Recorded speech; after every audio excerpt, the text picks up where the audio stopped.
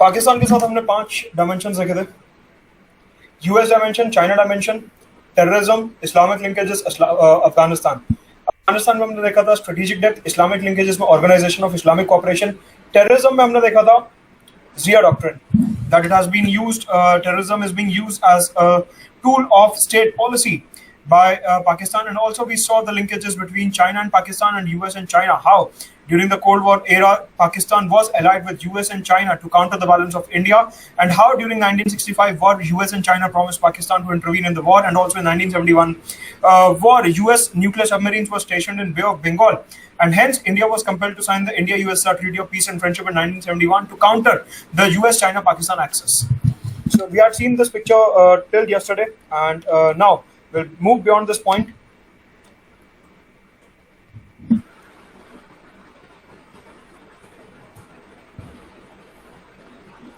We'll move beyond this point, and another problem with India-Pakistan relations is India-Pakistan relation की अगर हम बात करते हैं, another issue is 1972 Shimla agreement.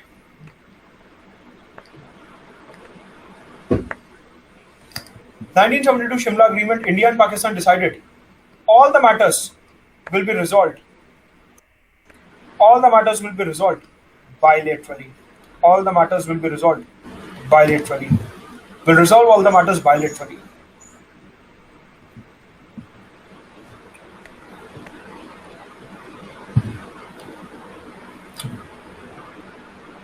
Again. Pakistan has been raising the issue of Kashmir at multilateral forums.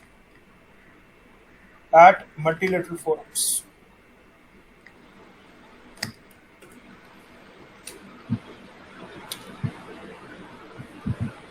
Pakistan has been internationalizing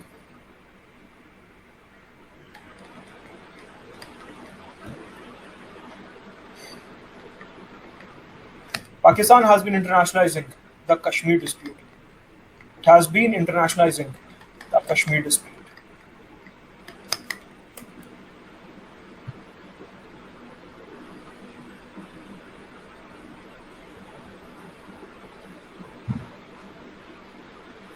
मतलब कि चाहे United Nations general assembly हो जो हर साल सितंबर में न्यूयॉर्क में होती है, या कोई भी अलग अलग मल्टीलेटरल फोरम्स हो, चाइना की और पाकिस्तान की मीटिंग हो, पाकिस्तान की किसी और देश के साथ मीटिंग हो, Pakistan has always tried to internationalise the Kashmir dispute.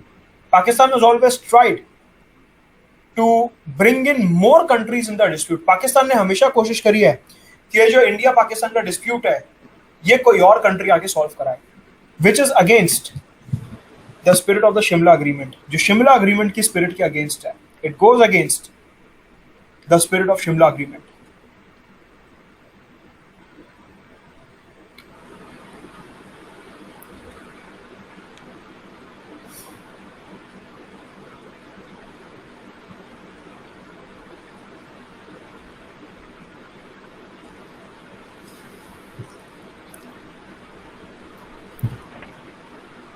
Also, as a matter of foreign policy, India ने हमेशा मेंटेन करा है कि हमारा किसी भी देश के साथ कोई भी डिस्प्यूट होगा, तो हम वो बायलैटरली रिजॉल्व करेंगे without any third party intervention.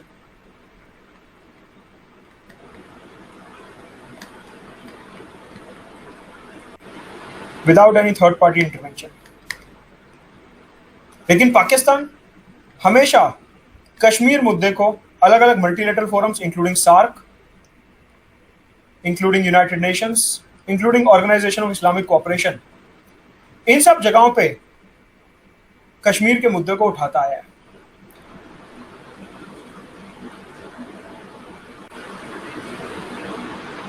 Pakistan has been an exporter of terrorism to the entire subcontinent, including Bangladesh. Bangladesh is also affected by Pakistan-inflicted terrorism. जो पाकिस्तान द्वारा फैलाया हुआ आतंकवाद है, बांग्लादेश उससे भी पीड़ित है. पाकिस्तान जो है वो इम्पैक्टेड है, इंडिया जो है वो इम्पैक्टेड है.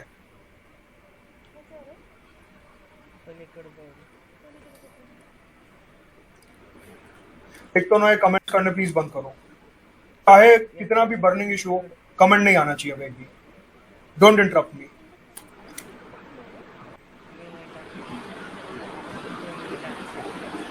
All these trivial matters, note making, slow chalo, fast chalo, please don't interrupt the class for these trivial matters. You are not in second class or third class जो note making के लिए मैं time दूंगा. UPSC की तैयारी कर रहे हो, कोई स्कूल में नहीं है जो यहाँ पे डिक्टेशन दे रहा हूं मैं. At least maintain that level of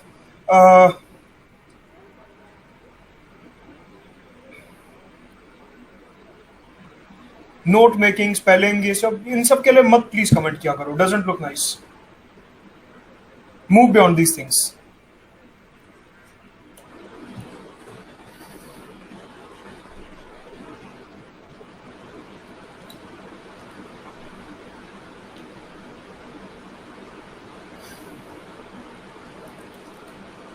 कोई कमेंट नहीं चाहिए मेरे को, please don't break my flow. Bangladesh has been impacted by terrorism of Pakistan. Also, Sri Lanka. India has been an evergreen victim of Pakistan-sponsored terrorism. Afghanistan.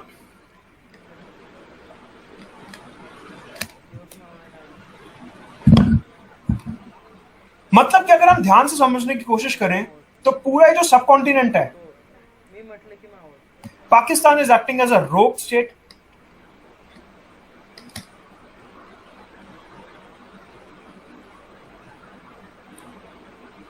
And following terrorism as a tool of state policy in all these countries: Bangladesh, Sri Lanka, India, Afghanistan.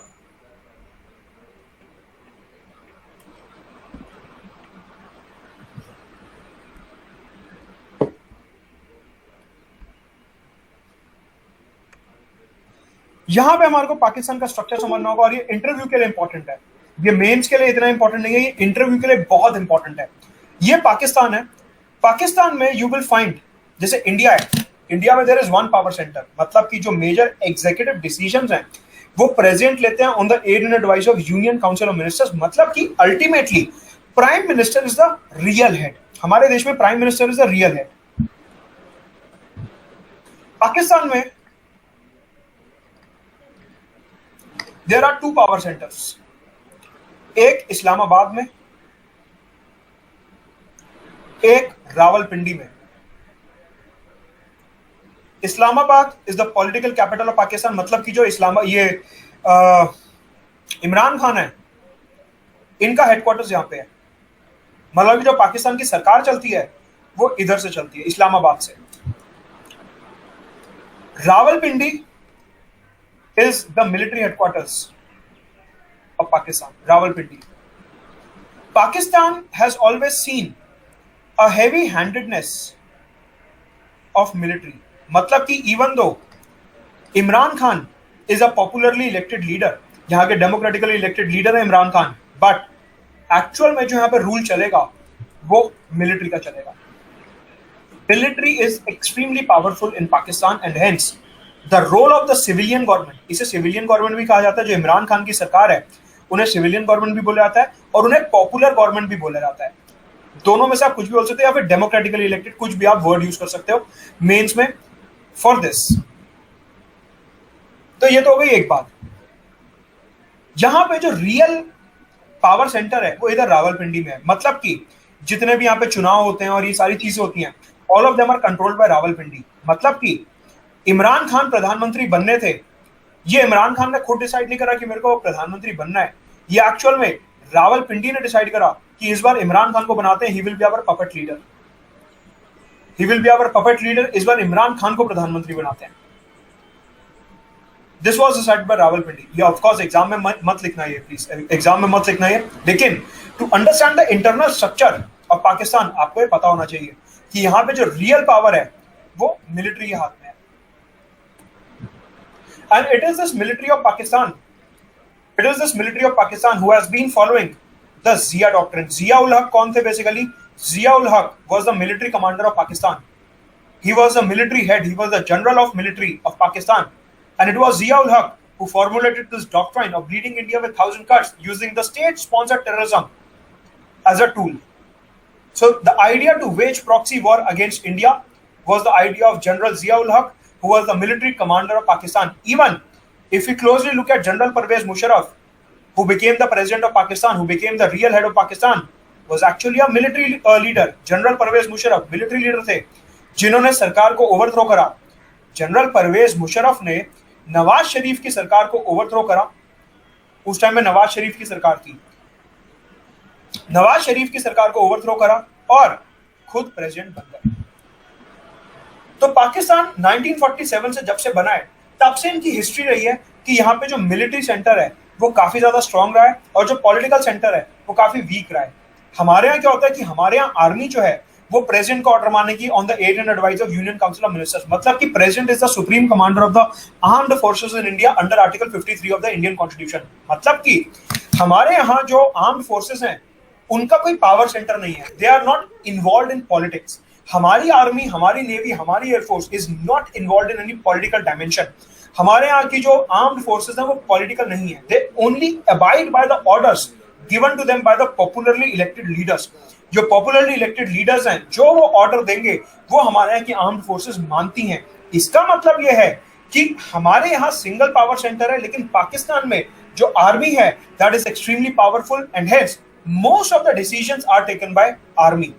इसका मतलब ये है कि अगर इमरान खान बोले भी कि मैं हिंदुस्तान के साथ दोस्ती चाहता हूं, मैं हिंदुस्तान के साथ शांति बहाली चाहता हूं, I want to develop closer relations with India, कोई मतलब नहीं है उन बातों का, क्योंकि इंडिया की एक्चुअल पॉलिसी जो है वो रावलपिंडी में डिसाइड होती है। इस्लामाबाद में माइक के आगे, कैमरा के आगे आप कुछ भी बोलो, नहीं फर्क पड़ने वाला, क्योंकि वहां की एक्चुअल पॉलिसी डिसाइड होती है रावलपिंडी में। इसका मतलब यह है कि पाकिस्तान के साथ रिलेशंस अगर आपको सुधारने हैं, देन मिलिट्री को एक सॉफ्टर स्टैंस लेना पड़ेगा, इन अ वे कि पाकिस्तान की जो मिलिट्री है उन्हें टेररिज्म की पॉलिसी छोड़नी पड़ेगी, तब जाके कहीं इंडिया और पाकिस्तान के रिलेशंस जो है वो सुधर सकते हैं। ये आप इंटरव्यू में बोलेंगे, मेंस में ये सब नहीं लिखना। तो ये हो गई इनके टेररिज्म की पॉलिसी। हमने देखा इंटरनेशनलाइजेशन इशू, टेररिज्म की पॉलिसी और डिटेल में देखी। नाउ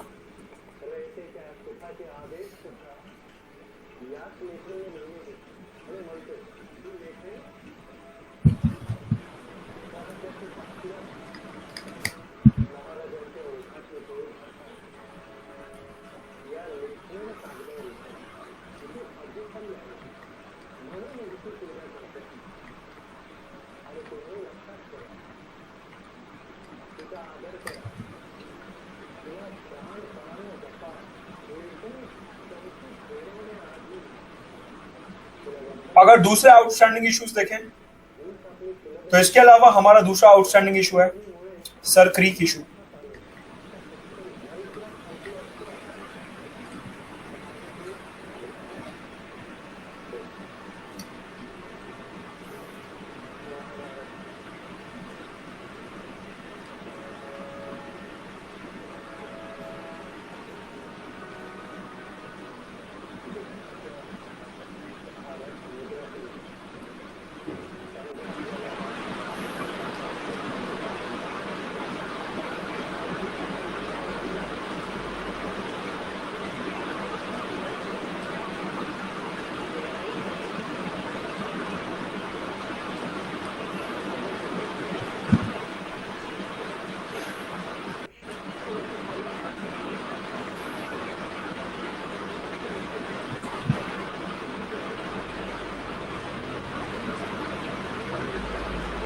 ये है अपना गुजरात वाला रीजन सारा,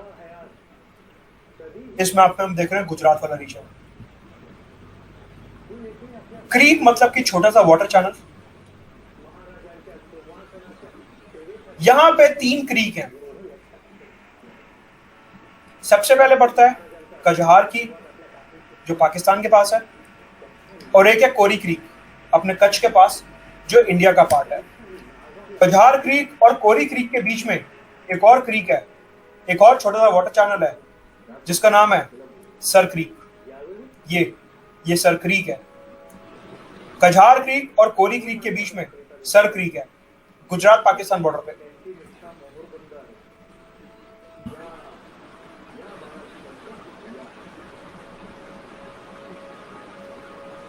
ये जो ग्रीन वाली लाइन है, ये जो ग्रीन वाली लाइन है,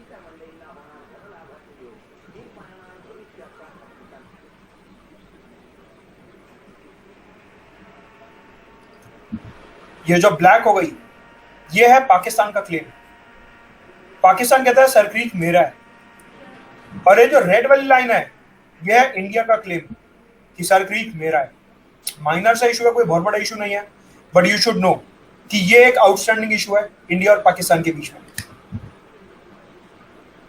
सर क्रीक इशू। तो पहला इशू है सर क्रीक इशू। कजहार क्रीक पाकिस्तान के पास है, कोरी क्रीक हमारे पास है, सर क्रीक बीच में फंसा हुआ है इंडिया पाकिस्तान के डिस्प्यूट में। इसको लेके इतनी ज्यादा बात नहीं होती, लेकिन फिर भी आउटस्टैंडिंग इशू है, आपको पता होना चाहिए। ऑल्सो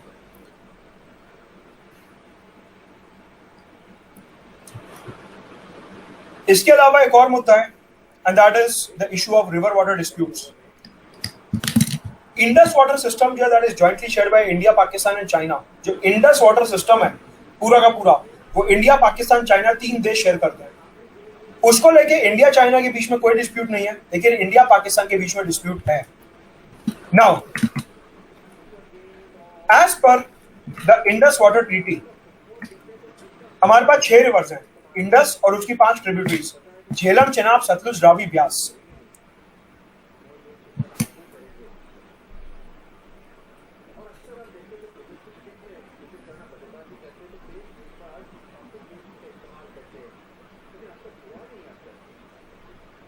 इंडस और उसकी 5 ट्रिब्यूटरीज झेलम, चेनाब, रावी, सतलुज और ये इधर ब्यास, और ये है इंडस। ये इंडस है। 6 रिवर्स हो गई।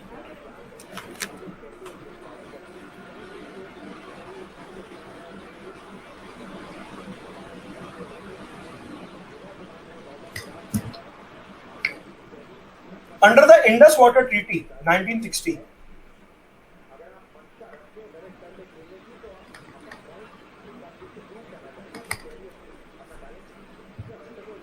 Indus Water Treaty 1960,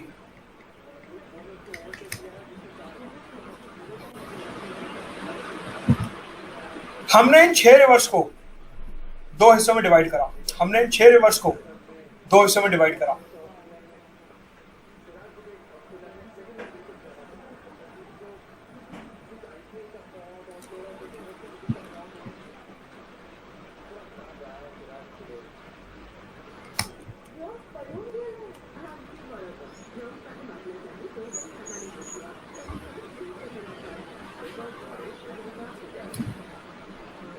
जो ये वाली 3 रिवर्स हैं, इंडस, झेलम, चेनाब, ये वाली 3 रिवर्स हैं, इंडस, झेलम, चेनाब, इन्हें कहा गया वेस्टर्न रिवर्स। और ये 3 रिवर्स रावी, ब्यास, सतलुज, इन्हें कहा गया ईस्टर्न रिवर्स।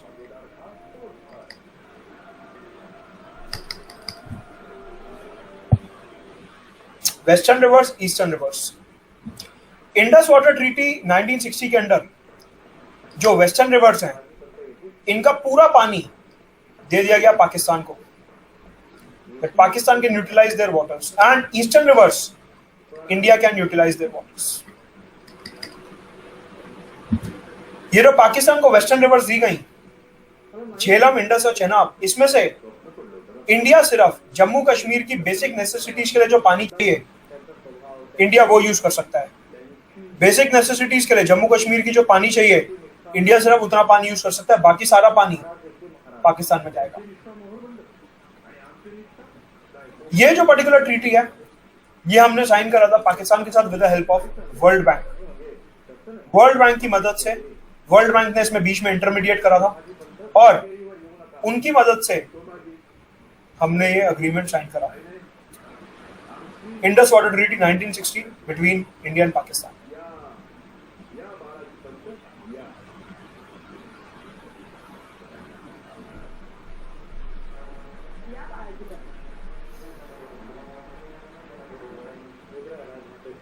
उस टाइम तक जब ये अग्रीमेंट साइन हुआ 1960 में, तो आप ये सोच सकते हैं कि हमने तो प्रिंसिपल बनाया हुआ है resolve all the disputes bilaterally without any third party intervention, तो वर्ल्ड बैंक ने मीडिएट कैसे करा। बेसिकली उस टाइम पे आपको अगर एग्जाम में पूछा है तो आपको डिफेंड कैसे करना है। पहली बात कि जो बायलैटरली डिस्प्यूट रिजॉल्व करने का मैकेनिज्म था पाकिस्तान के साथ, वो हमने एस्टैब्लिश करा 1972 के शिमला अग्रीमेंट में, और ये जो अग्रीमेंट साइन हुआ, ये 1959 और 1960 में इसके नेगोशिएशन हुए और फिर साइन हुआ। मतलब कि जो बायलैटरली डिस्प्यूट रिजॉल्व करने का मैकेनिज्म था, वो डेवलप हुआ 1972 में, इस अग्रीमेंट के 12 साल बाद। दूसरी बात, वर्ल्ड बैंक जो है वो यूएन का ही एक एफिलिएट है, एंड हेंस बिकॉज हमारी फॉरेन पॉलिसी का इंटीग्रल पार्ट है यूएन के ऑर्डर को, रूल्स को, गवर्नेंस स्ट्रक्चर को मानना, इस वजह से हमने अलाउ करा कि ठीक है, वर्ल्ड बैंक जो है पीसफुली हमारा इंडस वाटर डिस्प्यूट जो है रिजॉल्व करवा देगा। तो ये 2 रीजंस आपको मेंस और इंटरव्यू में लिखने हैं कि हमने क्यों वर्ल्ड बैंक को अलाउ करा बीच में आने के लिए। अदरवाइज आज की तारीख में कश्मीर डिस्प्यूट में कोई बीच में नहीं आ सकता, क्योंकि 1972 शिमला अग्रीमेंट, 1999 लाहौर डिक्लेरेशन, इन दोनों के तहत no third party intervention will be tolerated and all the disputes, all the matters will be resolved bilaterally, no internationalisation whatsoever.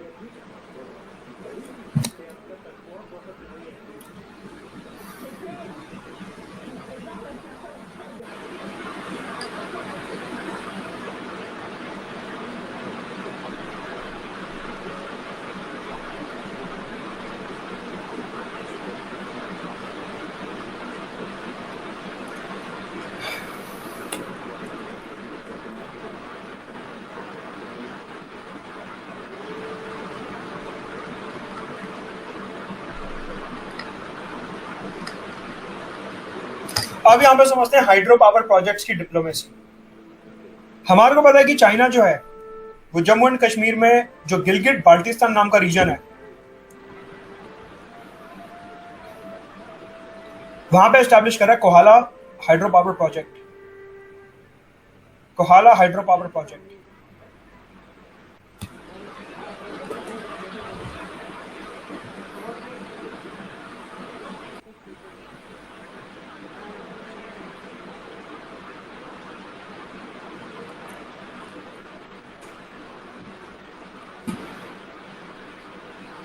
ठीक है। अब क्या हुआ, जो हाइड्रो पावर प्रोजेक्ट्स हैं वो दो तरीके के होते हैं। एक होते हैं ऐसे जिनमें डैम बनाया जाता है। एक हाइड्रो पावर प्रोजेक्ट ऐसे होते हैं जिसमें डैम बनाया जाता है, पानी स्टोर होगा इधर डैम में, जब प्रेशर बिल्डअप हो जाएगा गेट खोल दिया जाएगा डैम का, जब प्रेशर बिल्डअप हो जाएगा डैम का गेट खोल दिया जाएगा और फिर टरबाइन जो हैं वो रोटेट करेंगी। ये होता है एक तरीके का हाइड्रो पावर प्रोजेक्ट। इन टाइप के हाइड्रो पावर प्रोजेक्ट्स में क्या होता है कि जो डाउनस्ट्रीम फ्लो है,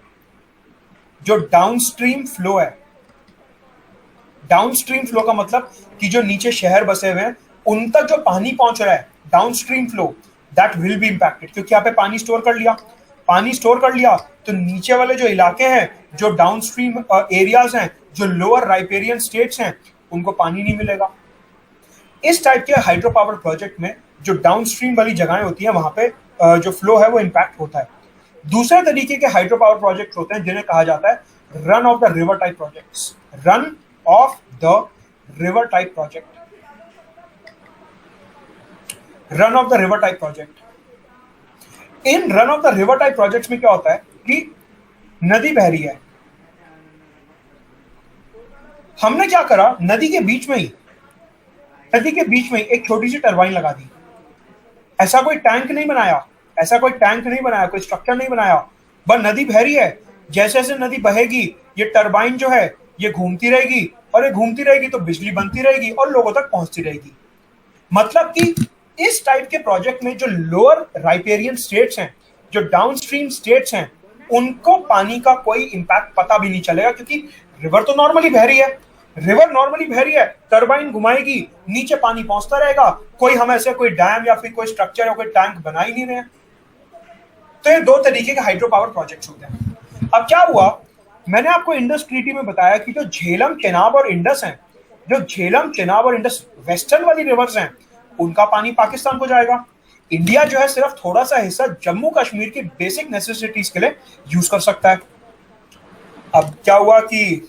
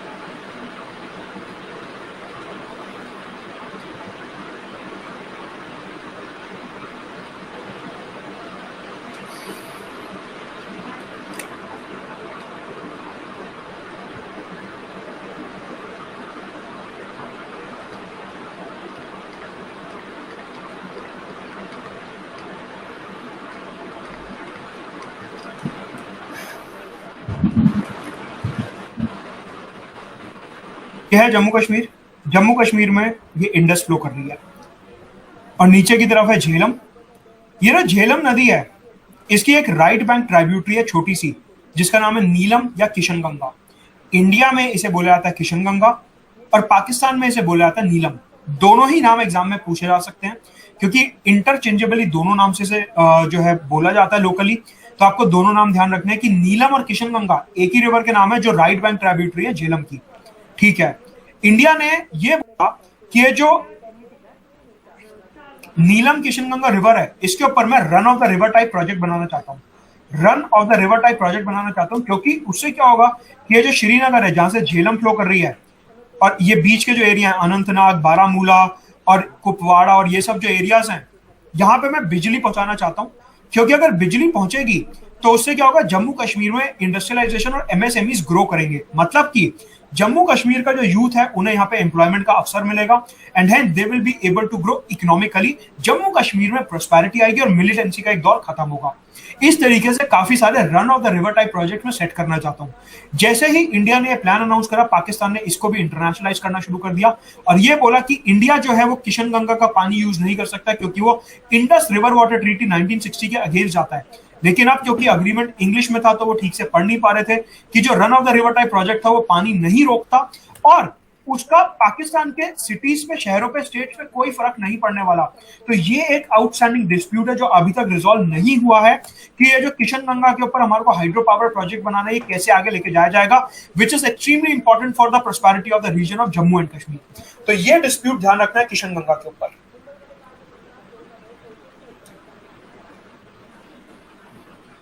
तो पहला इशू हमने क्या देखा, सर क्रीक इशू। दूसरा, इंडस वाटर ट्रीटी, ये तो स्मूथ चल रहा है, इसमें कोई दिक्कत नहीं है। इंडस वाटर ट्रीटी जो है, इंडिया पाकिस्तान के बीच का एक ऐसा इशू है जिसके ऊपर कोई कभी डिस्प्यूट नहीं हुआ। वर्ल्ड बैंक ने काफी अच्छे तरीके से मीडिएट कराया था, and hence Indus water treaty जो है, इसको लेके कोई डिस्प्यूट नहीं आया। लेकिन जो किशन गंगा है इससे एसोसिएटेड, उसको लेके हमारे को डिस्प्यूट देखना पड़ता है।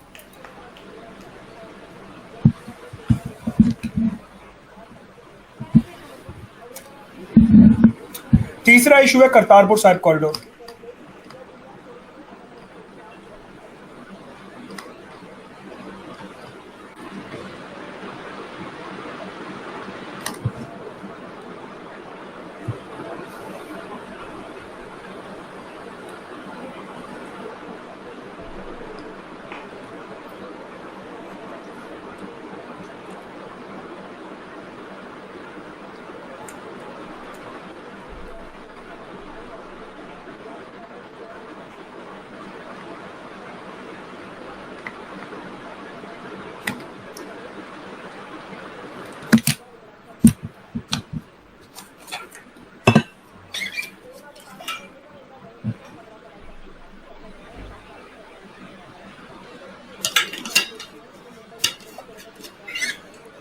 करतारपुर साहिब कॉरिडोर इसलिए बनाया गया जिससे कि हमारे यहां जो सिख पॉपुलेशन है वो करतारपुर साहिब जा सके, which is a Holi religious place for the Sikhs. इस चीज को ध्यान में रखते हुए रिलीजन की वजह से कोलैबोरेशन हुआ, कोऑपरेशन हुआ इंडिया पाकिस्तान के बीच में, which was a very positive step forward. इसको हम इंडिया पाकिस्तान के पॉजिटिव स्टेप्स में लिखेंगे कि इंडिया पाकिस्तान ने ये जो कॉरिडोर फंक्शनल करा, ऑपरेशनल करा, काफी अच्छा स्टेप है। एंड इट शोज कि अगर दो देश चाहें तो वो बॉर्डर इशू को छोड़ के आगे बढ़ सकते हैं और बॉर्डर इशू अपनी पेस से सॉल्व होता रहेगा। ये वो दिखाता है करतारपुर साहिब कॉरिडोर। लेकिन GS mains paper 3, GS mains paper 3 एक टॉपिक है इंटरनल सिक्योरिटी।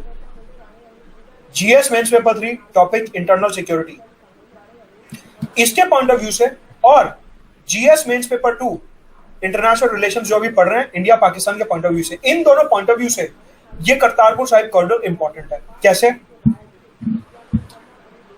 इंडिया पाकिस्तान ने मिलकर करतारपुर साहिब कॉरिडोर बनाया, कनेक्टिंग पंजाब विद पाकिस्तान। अब यहां पे क्या हुआ, हमारे को पता है कि जो जिया डॉक्ट्रिन की शुरुआत हुई थी 1980s में, जो पाकिस्तान ने आतंकवाद फैलाना शुरू करा था, वो करा था for pro Khalistan movement. Pro Khalistan movement मतलब कि पाकिस्तान ने शुरुआत ही अपने आतंकवाद की सिख मिलिटेंट्स के साथ करी थी।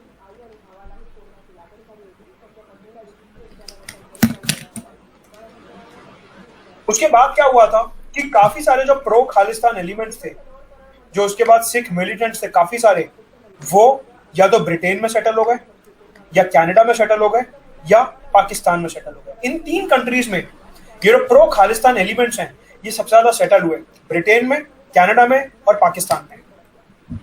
अब क्या हुआ, करतारपुर साहिब कॉरिडोर बना। इंडिया ने ये बोला कि जितने भी हमारे जो पिलग्रिम्स हैं, जो इंडिया से पाकिस्तान जाएंगे करतारपुर साहिब कॉरिडोर से करतारपुर साहिब गुरुद्वारे तक, उनके साथ इंडिया के ऑफिशियल्स भी होंगे, एम्बेसडर्स भी होंगे। मतलब कि जो इंडिया के फॉरेन सर्विसेज के ऑफिसर्स हैं, एक्सटर्नल अफेयर्स मिनिस्ट्री के ऑफिशियल्स हैं, वो होंगे। और उधर पाकिस्तान साइड में जो हमारी एम्बेसीज हैं, उधर से भी कुछ ऑफिशियल्स आएंगे। पाकिस्तान ने मना कर दिया कि जो पिलग्रिम्स आ रहे हैं इनको कोई सपोर्ट नहीं करेगा, इंडियन साइड से कोई भी डिप्लोमेट इनको सपोर्ट नहीं करेगा।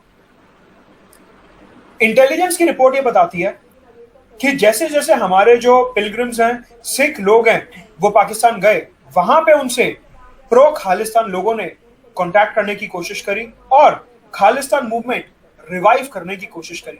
मतलब कि even though Pakistan is ready to cooperate with India on Kartarpur Sahib corridor issue, लेकिन साथ के साथ इसी कॉरिडोर के थ्रू वो फिर से प्रो खालिस्तान मूवमेंट रिवाइव करना चाहता था। एंड हेंस यहां से पता चलता है कि पाकिस्तान जो है, it leaves no stone unturned to use terrorism as a proxy tool.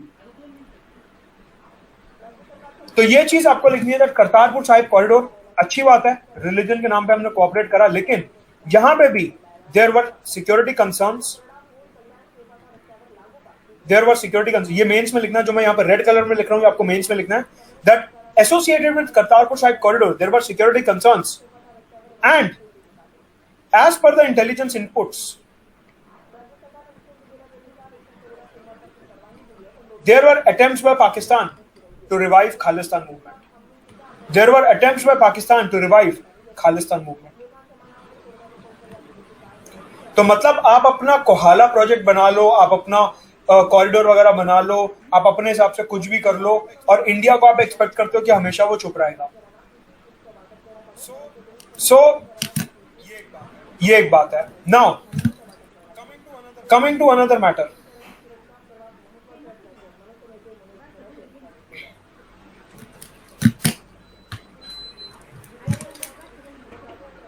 Afghanistan, Iran, ये ईरान है। अफगानिस्तान ईरान से लगता हुआ इधर ये एक रीजन है जिसका नाम है बलोचिस्तान। ये this is Balochistan. Western Pakistan में एक रीजन है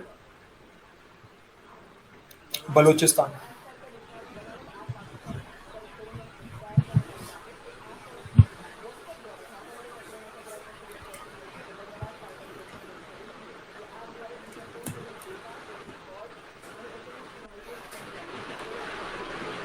बलोचिस्तान में इधर अरेबियन सी में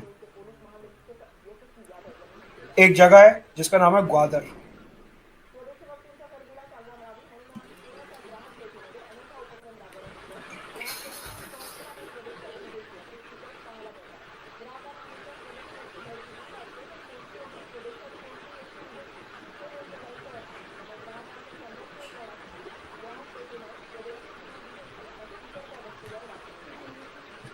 ये येलो लाइन जो है, दिस इज $45 बिलियन।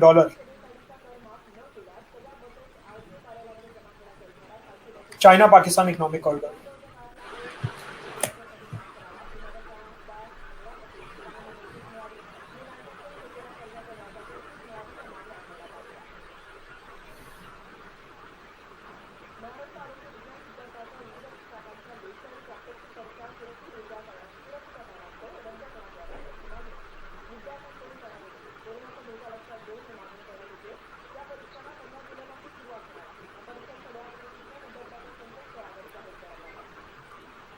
ये जो बलूचिस्तान रीजन है,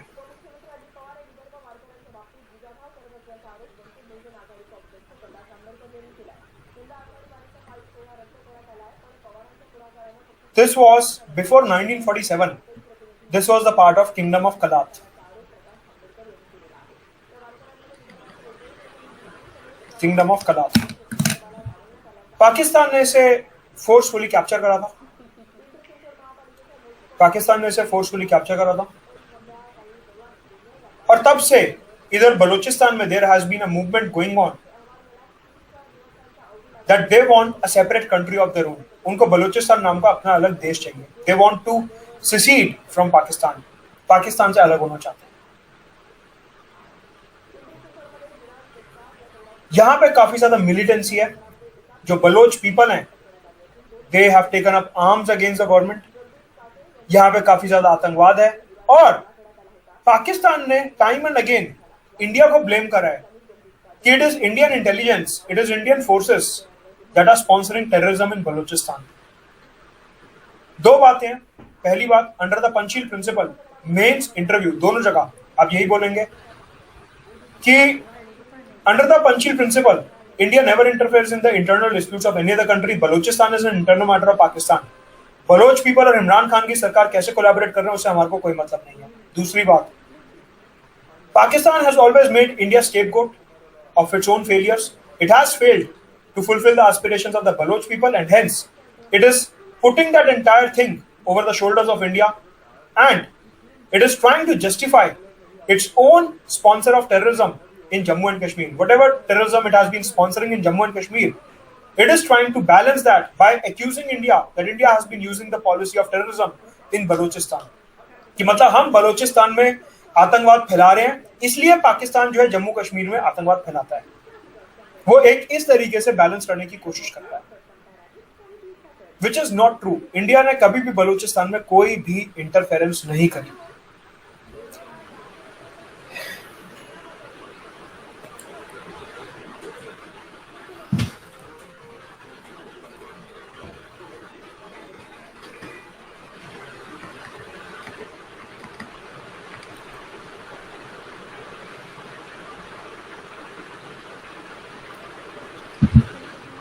Fifth is multilateralism.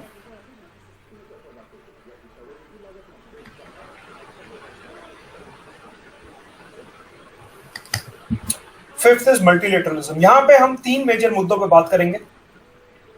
सबसे पहला यूनाइटेड नेशंस, दूसरा सार्क, तीसरा शंघाई कोऑपरेशन ऑर्गेनाइजेशन. इन तीन एग्जांपल्स के थ्रू समझने की कोशिश करेंगे कि पाकिस्तान की मल्टीलेटरल पॉलिसी इंडिया की तरफ एग्जैक्टली है क्या. पाकिस्तान की मल्टीलेटरल पॉलिसी है इंडिया की तरफ, उसको इन तीन एग्जांपल्स के थ्रू समझने की कोशिश करेंगे. यूनाइटेड नेशंस, सार्क और शंघाई कोऑपरेशन ऑर्गेनाइजेशन.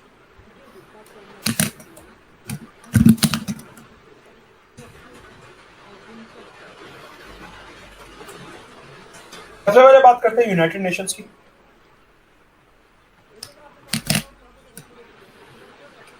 हमारे को पता है कि United Nations is the global governing body.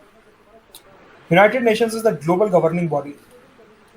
It is a global governing body.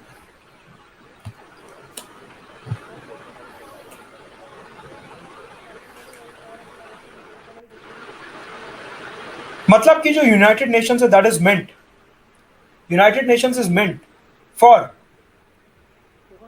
Global agenda, for issues related to security, issues related to climate change, human development, demographic development. इन सब purposes के लिए United Nations बनाया गया है.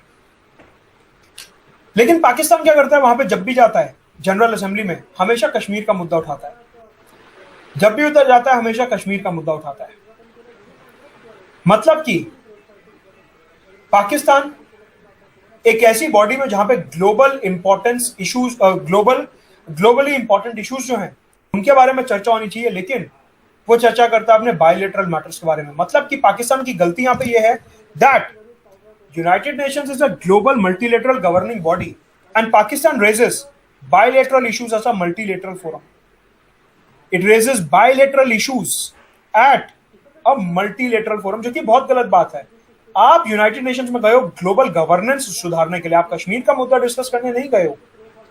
Also, it is a violation of 1972 Shimla agreement as well. ये जो है 1972 Shimla agreement का भी वायलेशन है इन अ वे. वहां पे पाकिस्तान ने कैटेगोरिकली इन प्रिंसिपल अप्रूवल दिया था क्या, that all the bilateral issues will be resolved bilaterally without any third party intervention. जब शिमला अग्रीमेंट में डिसाइड हो गया तो फिर बार बार जनरल असेंबली में रेस करने का पॉइंट क्या है? कहने का मतलब यह है कि जो पाकिस्तान यूनाइटेड नेशंस में बार बार कश्मीर का मुद्दा उठाता है, ये दो वजह से गलत है। पहली बात कि वो तो सही जगह और माहौल नहीं है, मतलब कि that place is meant to discuss the global issues, important global issues, issues concerning the world, issues concerning all the countries, multilateral issues. Fiji, African nations, उनको कोई इंटरेस्ट नहीं है कश्मीर में क्या हो रहा है। Why are you wasting their time and energy? General assembly में 193 मेंबर्स हैं, जिसमें फीजी और ये सब Latin American nations, African nations, east European nations, Estonia, Latvia, Lithuania, Belarus को कोई इंटरेस्ट नहीं है कि आप कश्मीर में क्या कर रहे हो।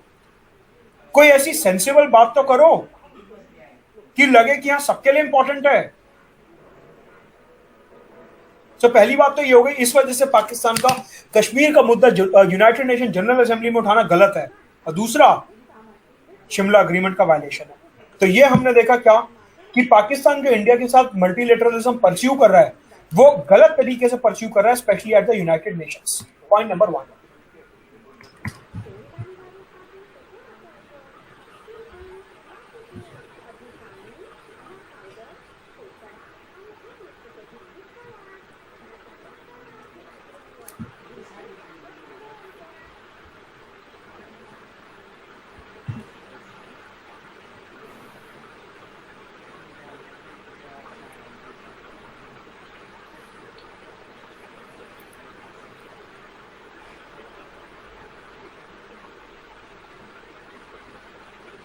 Point number 2,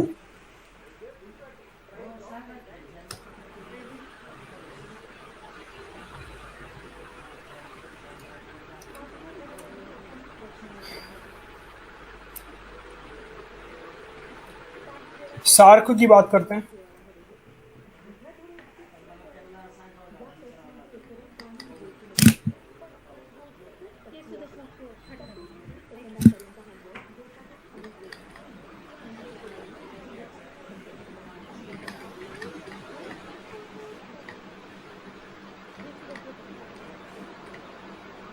for cooperation in subcontinent, SAARC for cooperation in subcontinent, subcontinent में कोऑपरेशन के लिए।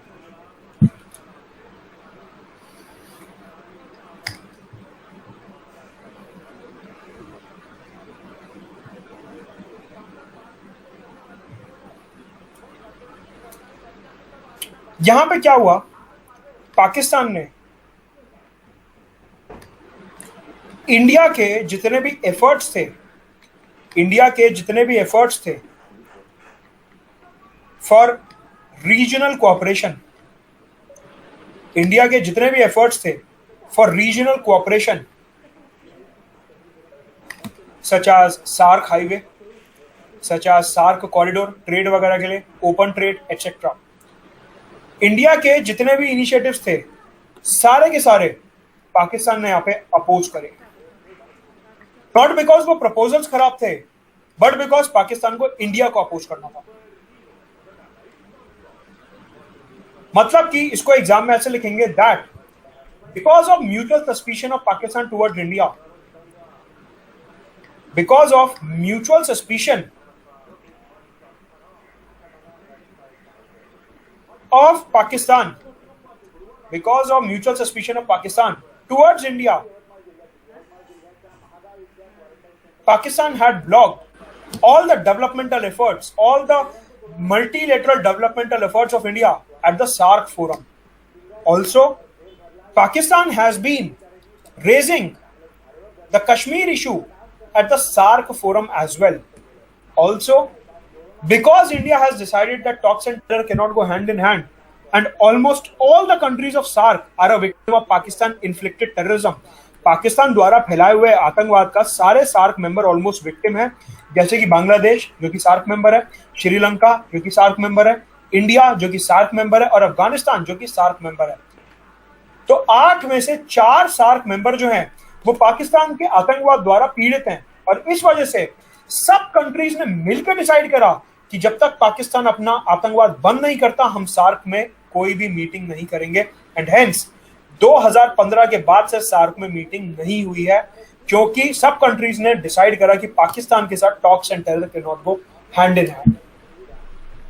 इस वजह से सार्क जो है वो कहीं ना कहीं फेल हुआ। प्राइमरीली पाकिस्तान का रिलक्टेंस टू कोलैबोरेट, पाकिस्तान का mutual suspicion towards India, Pakistan का बार बार कश्मीर का मुद्दा उठाना और पाकिस्तान की आतंकवाद की नीति, इन सब चीजों ने हमारे सार्क के एजेंडा को खत्म करा। India has always been a promoter of multilateralism. India has always promoted active engagement under its non-alignment policy. However, it is Pakistan who put to hostage the agenda at the SARC, and hence the multilateral regional cooperation at the SARC forum cannot be taken forward. मतलब कि हिंदुस्तान ने हमेशा कोशिश करी है कि SAARC का agenda जो है आगे ले जाया जाए, रीजन के सारे देशों के साथ बातचीत करी जाए, उनके साथ कोलैबोरेट करा जाए, लेकिन पाकिस्तान ने सार्क के एजेंडा को खराब करा, डेवलपमेंट नहीं करने दी, आतंकवाद फैलाया, कश्मीर का मुद्दा उठाया और म्यूचुअल सस्पिशन में कभी इंडिया के साथ कंस्ट्रक्टिवली कोलैबोरेट नहीं करा। इस तरीके से सार्क जो है वो खराब हुआ पाकिस्तान की वजह से। इसके अलावा एक और डिटेल डायमेंशन, क्या शंघाई कोऑपरेशन ऑर्गेनाइजेशन जो अभी रिसेंटली बनाया गया है to promote security and safety in the central Asian region, बनाया पहले से क्या था 95-96 में, फिर 2001 में दोबारा चेंजेस हुए, लेकिन इंडिया और पाकिस्तान अभी 2017 में ऐड हुए इस ग्रुप में।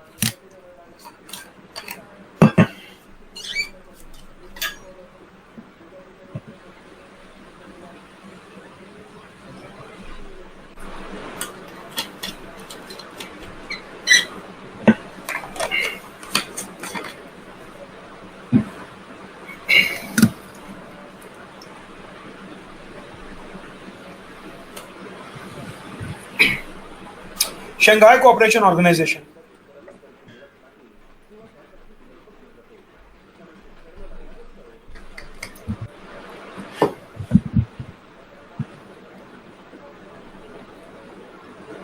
यहां पे पाकिस्तान और इंडिया को जो दाखिल किया गया इस ग्रुप में, पाकिस्तान और इंडिया को जो मेंबरशिप दी गई इस ग्रुप की, वो इसी प्रीमाइस पे दी गई थी that they will not discuss bilateral matters over here. That India and Pakistan will not discuss bilateral matters.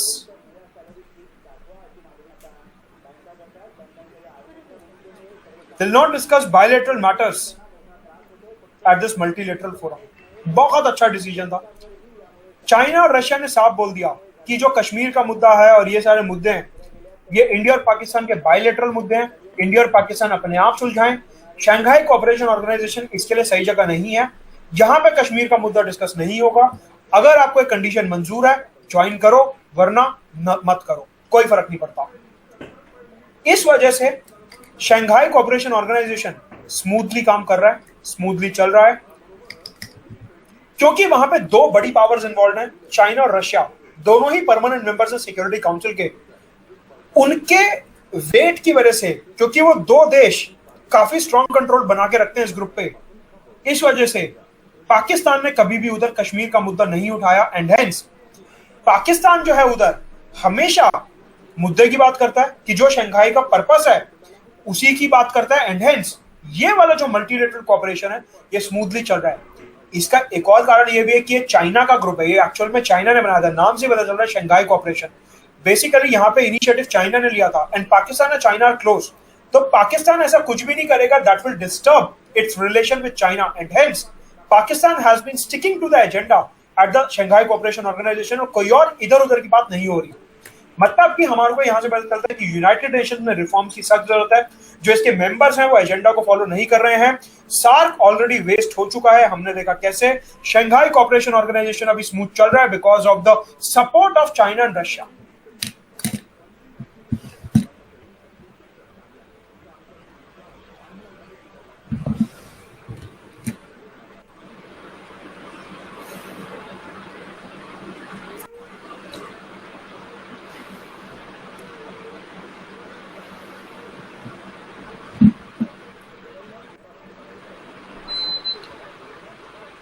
ये है हमारा मल्टीलेटरलिज्म विद पाकिस्तान।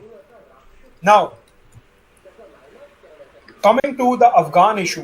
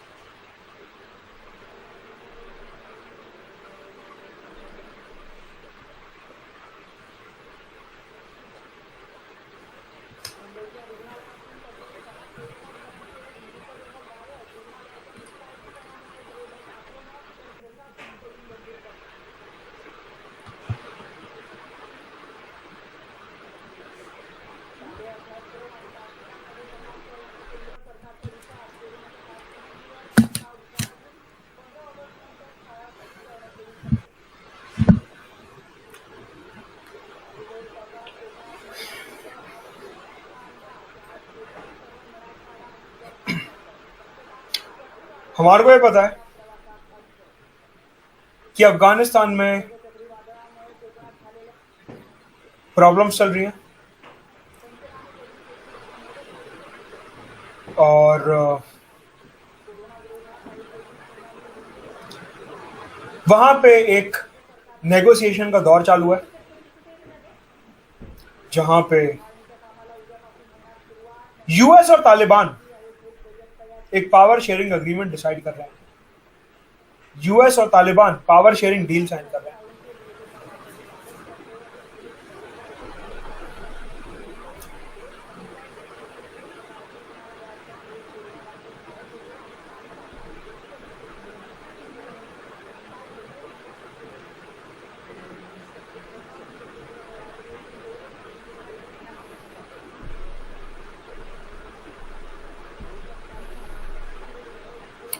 तालिबान, हमारे को पता है तालिबान के पीछे पूरा पूरा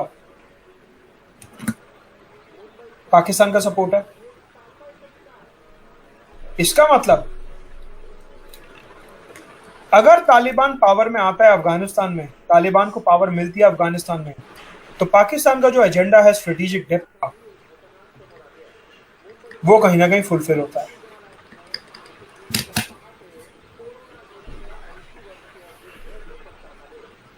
इंडिया ने हमेशा से एक ऑफिशियल स्टैंड बना के रखा है।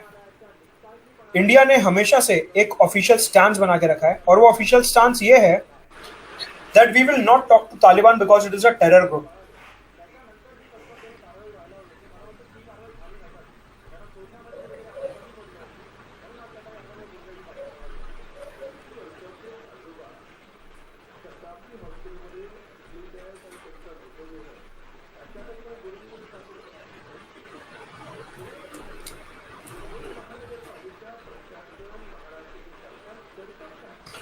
We will not talk to Taliban क्योंकि ये एक आतंकी ग्रुप है।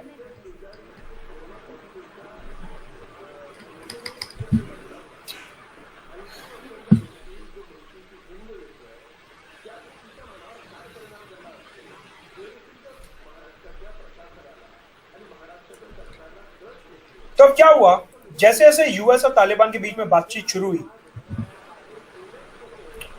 उन नेगोशिएशंस में चाइना को भी इन्वॉल्व किया गया, रशिया को भी इन्वॉल्व किया गया, ईरान को भी इन्वॉल्व किया गया, लेकिन इंडिया को साइडलाइन कर दिया गया। इवन दो इंडिया ने, हम इंडिया अफगानिस्तान में देखेंगे, इंडिया ने हजारों करोड़ों रुपए इन्वेस्ट करे हैं अफगानिस्तान में,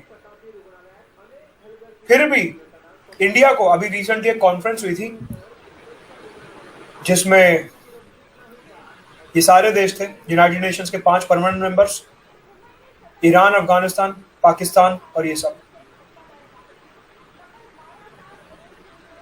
इंडिया को उसमें इनवाइट नहीं किया गया।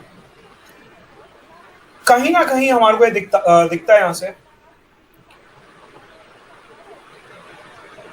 दैट क्योंकि तालिबान यूएस के साथ नेगोशिएट कर रहा है और तालिबान को पाकिस्तान का सपोर्ट है, using all this politics, using all this link, इस नेगोशिएशन प्रोसेस से जो इंडिया के लिए इंपॉर्टेंट है, क्योंकि अफगानिस्तान इंडिया के नेबरहुड में है, इंडिया को निग्लेक्ट किया जा रहा है।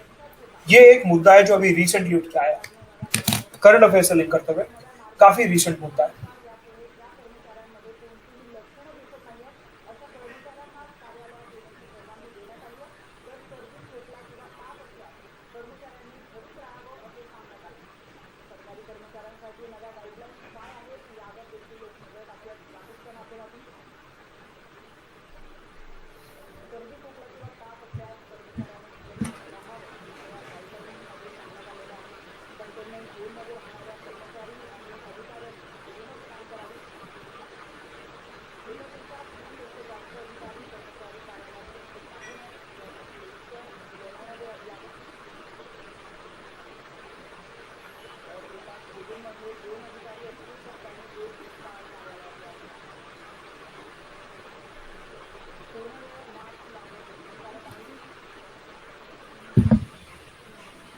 ऑल्सो इसी को अगर आगे कंटिन्यू करें, then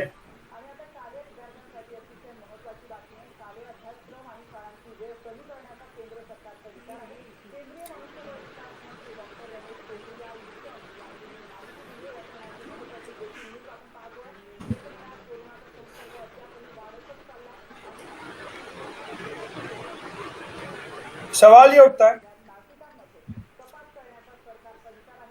that what is the way forward.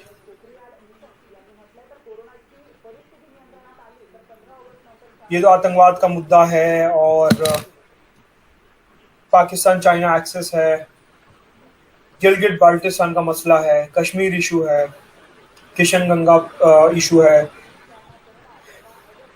Kartarpur Sahib issue है, सर क्रीक इशू है।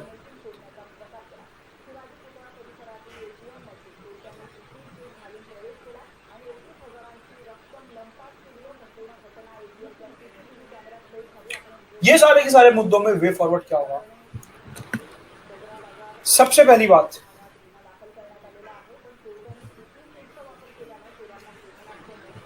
As usual talks and terror cannot go hand in hand.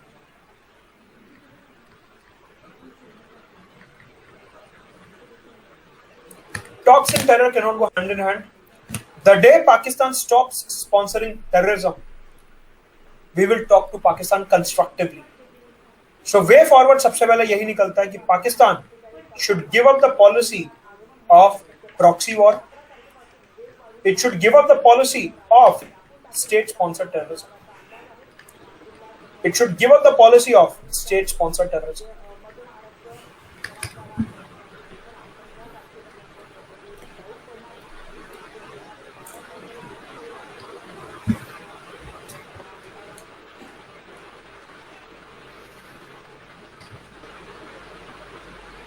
दूसरा वे फॉरवर्ड है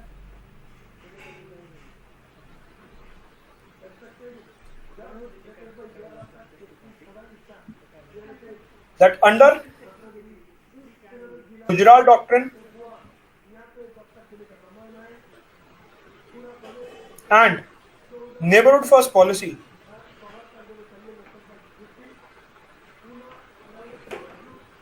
we should develop close relations with Pakistan. Balance view लेना है, balance view एकदम। तो Gujarat doctrine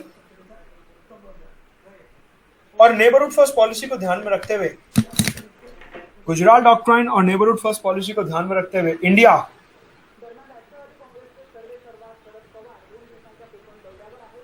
should develop close relations with Pakistan. और हमारे यहां इंडिया पाकिस्तान में एरियाज ऑफ कोलैबोरेशन बहुत ज्यादा है। अगर हम ध्यान से समझें, इंडिया पाकिस्तान में जो एरियाज ऑफ कोलैबोरेशन है वो बहुत ज्यादा है। मतलब कि India and Pakistan both are impacted by climate change. तो क्लाइमेट चेंज एक ऐसा मुद्दा है जहां पे इंडिया पाकिस्तान बहुत ज्यादा कोलैबोरेट कर सकते हैं, क्योंकि इंडिया पाकिस्तान दोनों ही इंपैक्टेड है क्लाइमेट चेंज से। Second, disaster management. इंडिया और पाकिस्तान दोनों ही हाई सीस्मिक जोन में लाया करते हैं, दोनों के पास ही लंबी कोस्ट लाइन है। तो cyclones, tsunamis and earthquake, landslides, इन सब डिजास्टर से बचने के लिए we can go for joint collaboration. ये एक मुद्दा है। तीसरा, integral trade, import export, closer trade cooperation, eventually leading to a preferential trade agreement.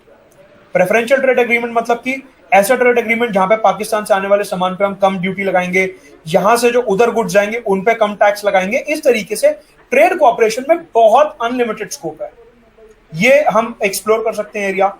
साथ के साथ area of science and technology, मतलब कि दोनों ही देश कोरोना से और बीमारियां जैसे कि मलेरिया, डेंगू एटसेट्रा, इन सबसे इंपैक्टेड हैं। तो उस फील्ड में हम कोलैबोरेट कर सकते हैं पाकिस्तान के साथ, और हम कभी मना नहीं कर रहे।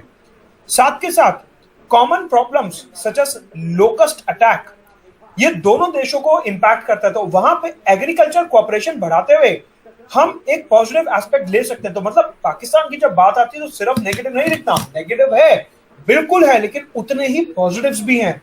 ये हमारे को एग्जाम में दिखाना है कि जितने नेगेटिव्स हैं उतने ही पॉजिटिव्स भी हैं। साथ के साथ क्योंकि हमारी शेयर्ड हिस्ट्री रही है, then people to people cooperation in terms of sports, in terms of cinema, in terms of cultural ties, in terms of art and culture, in terms of other domains such as health, education, etc., that should be promoted. Also,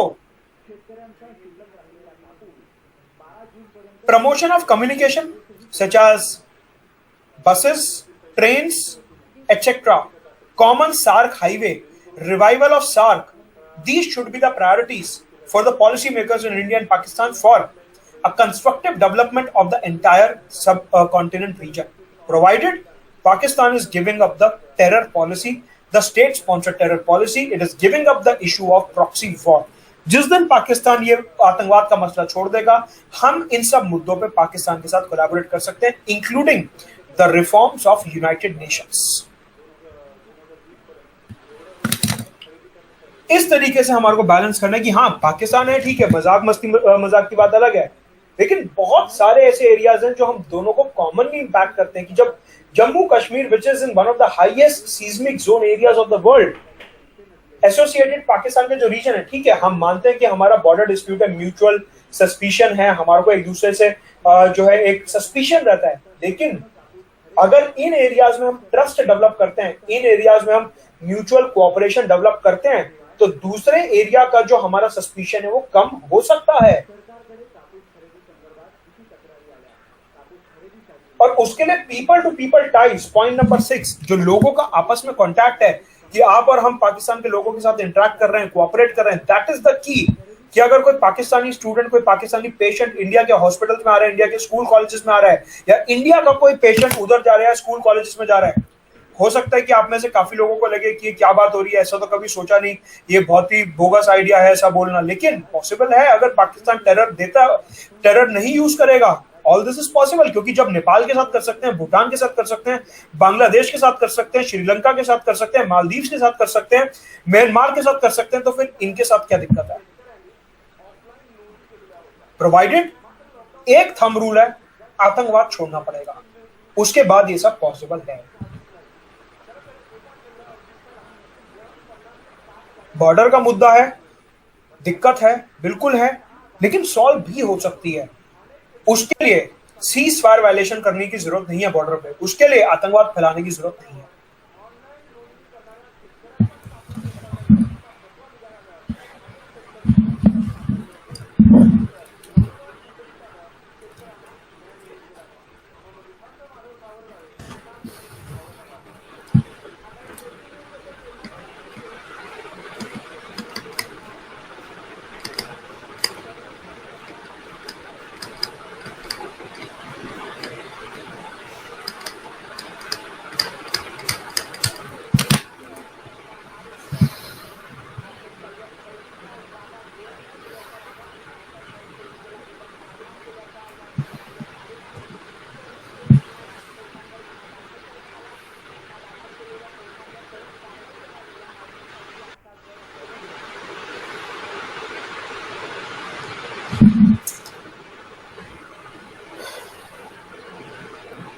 India Pakistan in the context of Citizenship Amendment Act 2019, dilution of Article 370 and Jammu and Kashmir Reorganization Act 2019, इस context में India Pakistan का relation देखना काफी जरूरी है।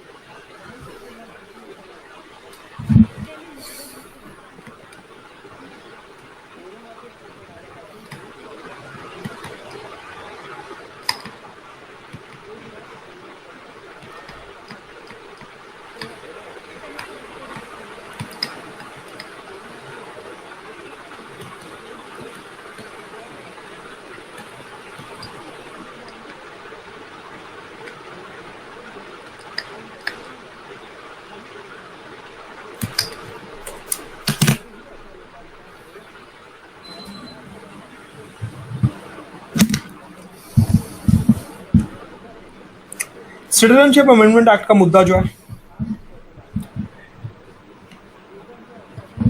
Basically India ने बोला कि जो ये ऑलरेडी मैं पॉलिटी वाले कोर्स में डिस्कस कर चुका हूं, अगर आपको इसके बारे में ज्यादा जानना है तो मेरा जो पॉलिटी वाला कोर्स अभी चल रहा है उसमें जाके डिटेल्ड लेक्चर है, उसको देख सकते हो। यहाँ पे पूरा कवर नहीं करूंगा क्योंकि ऑलरेडी ये पॉलिटी का एक्चुअल पार्ट है। इंटरनेशनल रिलेशंस के लिए जितना जरूरी है सिर्फ उतना बताऊंगा। पॉलिटी के पॉइंट ऑफ व्यू से कवर करना तो मेरा पॉलिटी वाला लेक्चर आप देख सकते हैं, जो भी बात चालू है।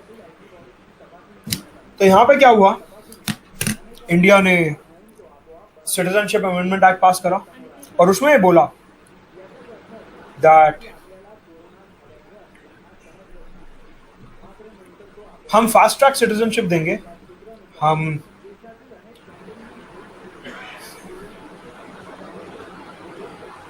जो इलीगल माइग्रेंट्स हैं हम उन्हें सिटीजनशिप देंगे, जो 6 रिलीजन के और 3 कंट्री से आ रहे हैं, अफगानिस्तान, पाकिस्तान, बांग्लादेश। ये बिल जो है, ये जो एक्ट है, ये कहीं से कहीं तक इंडिया में जो रहने वाले मुस्लिम्स हैं उनको इम्पैक्ट नहीं करता। कहीं से कहीं तक इंडिया में रहने वाले मुस्लिम्स को इम्पैक्ट नहीं करता। ये सिर्फ इम्पैक्ट करता है जो इलीगल माइग्रेंट्स हैं, 6 रिलीजन के, जो ऑप्रेस्ड हैं, जो पीड़ित हैं, जिनके ऊपर उत्पीड़न हो रहा है, सिर्फ उन माइग्रेंट्स को सपोर्ट करने के लिए, ह्यूमैनिटेरियन सपोर्ट देने के लिए यह बिल पास किया गया पार्लियामेंट में।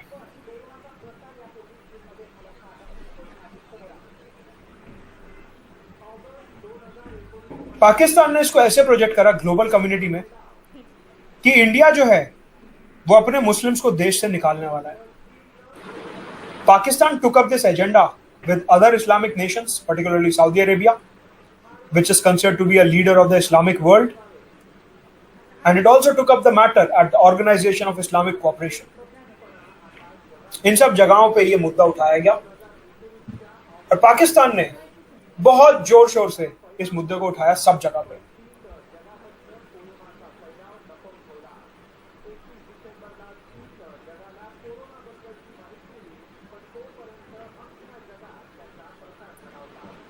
This is an internal matter of India and Pakistan has no locus standi to speak upon the matter. Pakistan के पास कोई भी ग्राउंड नहीं है कि वो इस मुद्दे पे बोले, क्योंकि ये हमारा अंदरूनी मामला है। It is an internal affair of India. Under the spirit of Panchsheel, Pakistan has no right to intervene in the internal matters. Pakistan जो भी मुद्दा फैलाए, जो भी एजेंडा फैलाए, सऊदी अरेबिया के साथ, OIC के साथ, यूनाइटेड नेशंस में, इस्लामिक वर्ल्ड के साथ कुछ भी मुद्दा फैलाए, हमारे को फर्क नहीं पड़ता, क्योंकि ना तो ये बिल एंटी मुस्लिम है और दूसरी बात ये इंडिया का इंटरनल अफेयर है। इंडिया की डेमोक्रेटिकली इलेक्टेड, पॉपुलरली इलेक्टेड सरकार ने डिसीजन लिया है। It is up to the people of India to decide whether this bill is right और wrong. Pakistan has no moral grounds to speak upon the matter. एक मुद्दा।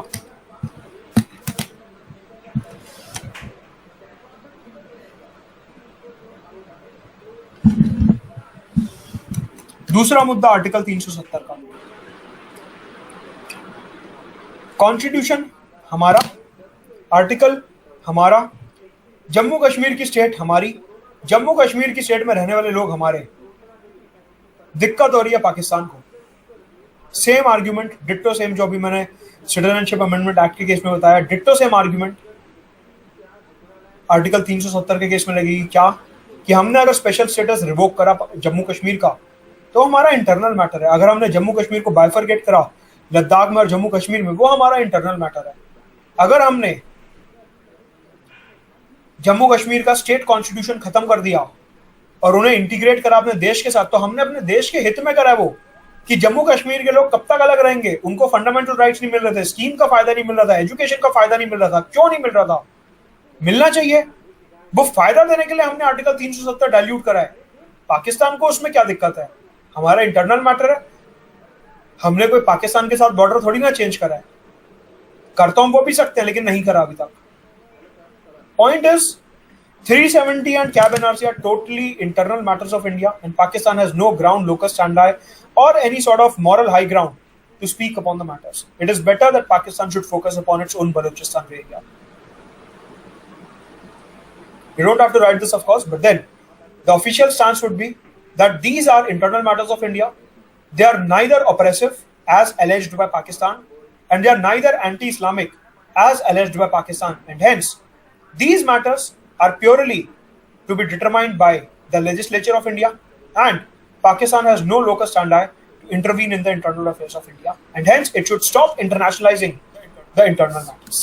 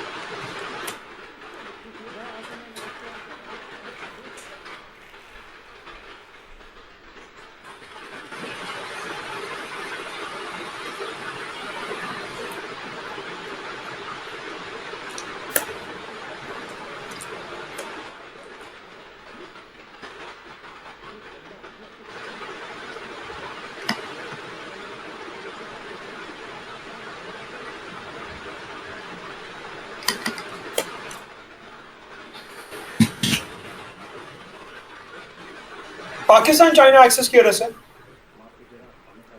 we are facing multilateral issues. We are facing multilateral issues because of Pakistan China access, मतलब कि India जो है वो nuclear suppliers group की membership चाहता है, लेकिन चाइना ने एक क्लॉज रख दिया कि पाकिस्तान को भी वो मेंबरशिप मिलनी चाहिए, तभी इंडिया को मिलेगी। ज्यादा इंपॉर्टेंट नहीं है आज के कॉन्टेक्स्ट में, क्योंकि अभी इतना ज्यादा ये नहीं उठ रहा न्यूज में। न्यूक्लियर सप्लाई ग्रुप क्या होता है ये आप होमवर्क में देखेंगे अपने आप। आपको सिर्फ ये मुद्दा यहाँ पे इतना समझना है कि जो न्यूक्लियर सप्लाई ग्रुप है वो एक ऐसा ग्रुप है जहाँ पे जो ऐसी कंट्रीज हैं जिनके पास न्यूक्लियर इक्विपमेंट है, न्यूक्लियर फ्यूल है, थोरियम, यूरेनियम और प्लूटोनियम वगैरह, जिनका न्यूक्लियर रिएक्टर्स की टेक्नोलॉजी है, जैसे जापान, यूएस, कनाडा वगैरह, वो जो कंट्रीज है वो इस ग्रुप का पार्ट है। और इस ग्रुप का मेजर पर्पस है न्यूक्लियर में ट्रेड करना, nuclear energy, nuclear technology, nuclear fuel में ट्रेड करना सिविलियन पर्पस से। उस ट्रेड को प्रमोट करने के लिए ये ग्रुप बनाया गया था। यहाँ पे इंडिया दाखिल होना चाहता है, लेकिन China has been blocking the membership of India here as well. United nation security council के साथ साथ चाइना जो है यहाँ पे भी अपनी मेंबरशिप ब्लॉक कर रहा है, पाकिस्तान के कहने पे प्राइमरी।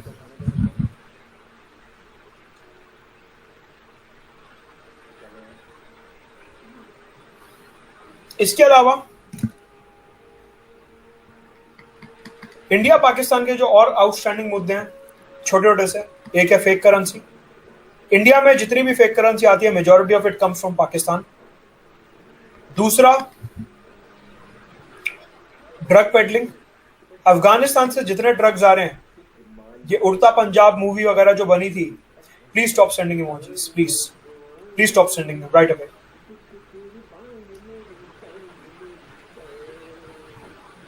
बैठे बैठे इमोजीज बनाते रहोगे, क्या फायदा, क्लास पे फोकस करो।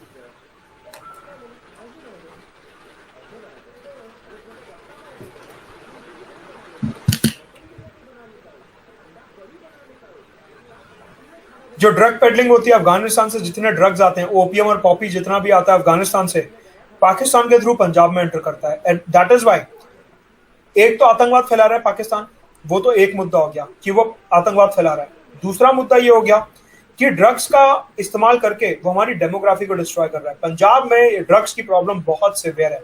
Even metropolitan towns of Delhi, Mumbai, Goa और जो बाकी दूसरे टाउन्स हैं, बैंगलोर वगैरह, जहां पे भी ये थोड़ा कल्चर अर्बनाइजेशन का ज्यादा है, वहां पे drugs are becoming extremely common. And सबसे सरप्राइजिंग बात यह है, if you talk from the governance point of view, कि छोटे छोटे स्कूल कॉलेज के बच्चे ड्रग डीलर को ढूंढ लेते हैं, लेकिन पुलिस नहीं ढूंढ पाती कभी।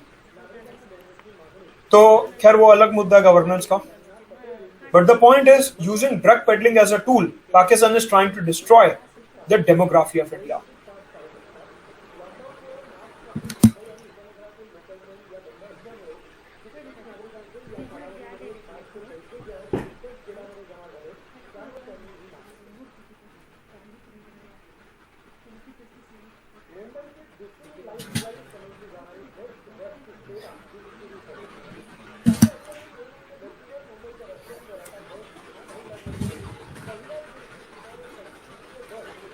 ऑल्सो यहां पे एक मुद्दा और डिस्कस करना, and that is the concept of limited aggression. ये नया कॉन्सेप्ट है, थोड़ा करंट अफेयर से लिंक करते हुए, concept of limited aggression.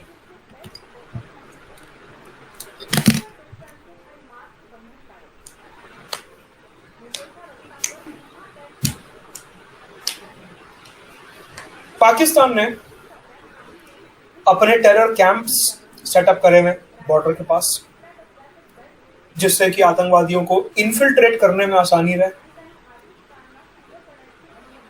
So India अभी तक चुप रहा। इंडिया अभी तक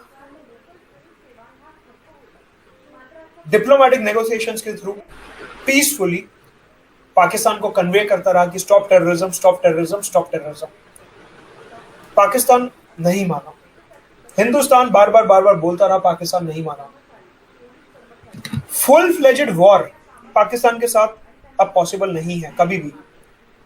फुल फ्लेजेड वॉर पाकिस्तान के साथ अब पॉसिबल नहीं है कभी भी, क्योंकि दोनों ही न्यूक्लियर वेपन स्टेट हैं, और अगर अब फुल फ्लेजेड वॉर होती है तो दोनों ही देश खत्म होंगे न्यूक्लियर अटैक की वजह से।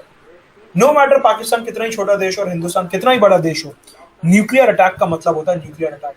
उसकी रेडिएशन जब फैलना शुरू करती है, that can destroy cities and countries, and hence full fledged war is not an option. And India being a responsible state, हम कभी युद्ध करेंगे भी नहीं। तो युद्ध की जो पॉसिबिलिटी थी साइड हो गई। वॉर हम कर नहीं सकते। डिप्लोमेटिक नेगोशिएशंस पीसफुली बताना पाकिस्तान को कि ऐसा मत करो, वो पॉसिबल हो नहीं पा रहा क्योंकि पाकिस्तान बात नहीं सुन रहा है। ठीक है, तो करें क्या? Then came the concept of limited aggression with precision strikes. Precision strikes with zero collateral damage.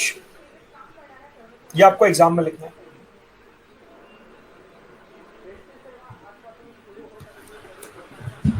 Limited aggression कि हमने पूरी आर्मी नहीं भेजी, अपनी सेना की एक छोटी सी टुकड़ी 10-12 जवानों की, ऑफिसर्स की, वो भेज दी। They will conduct precision strikes, एकदम प्रिसाइजली जहां पे दिख रहा है टेरर कैंप है, सिर्फ वहीं पे हमारी गोली जाएगी।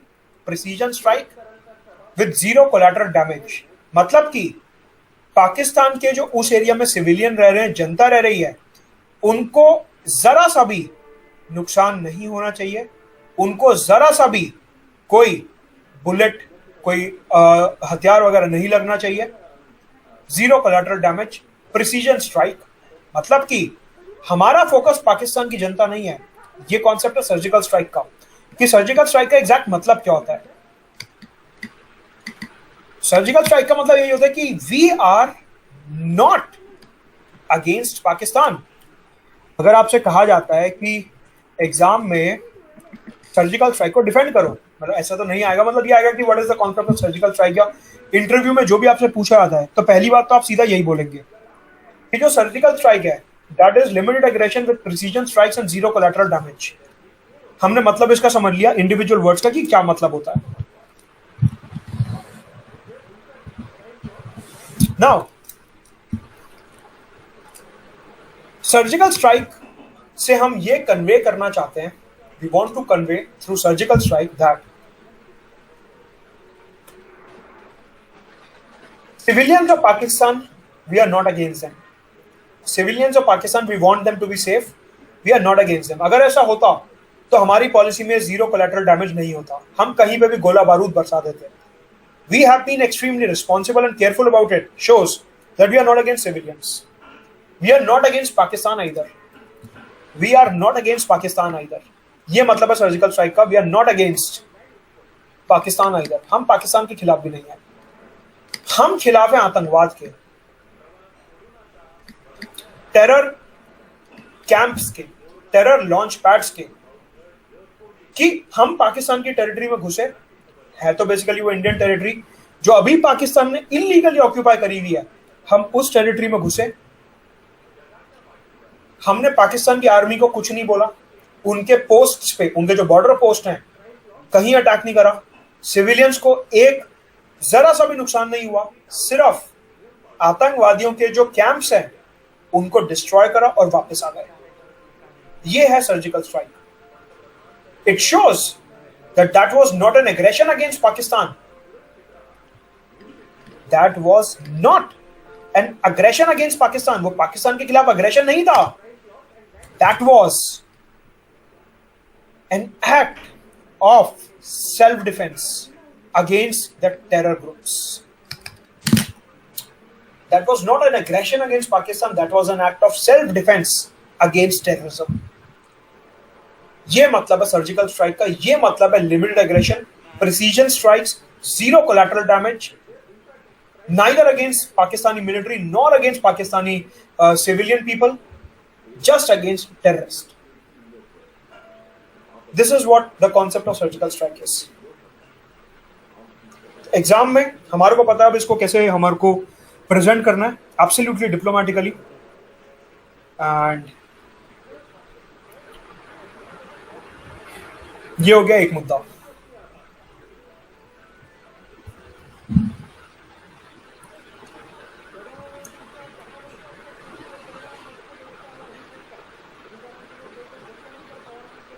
अपार्ट फ्रॉम दिस एक छोटा सा मुद्दा और है.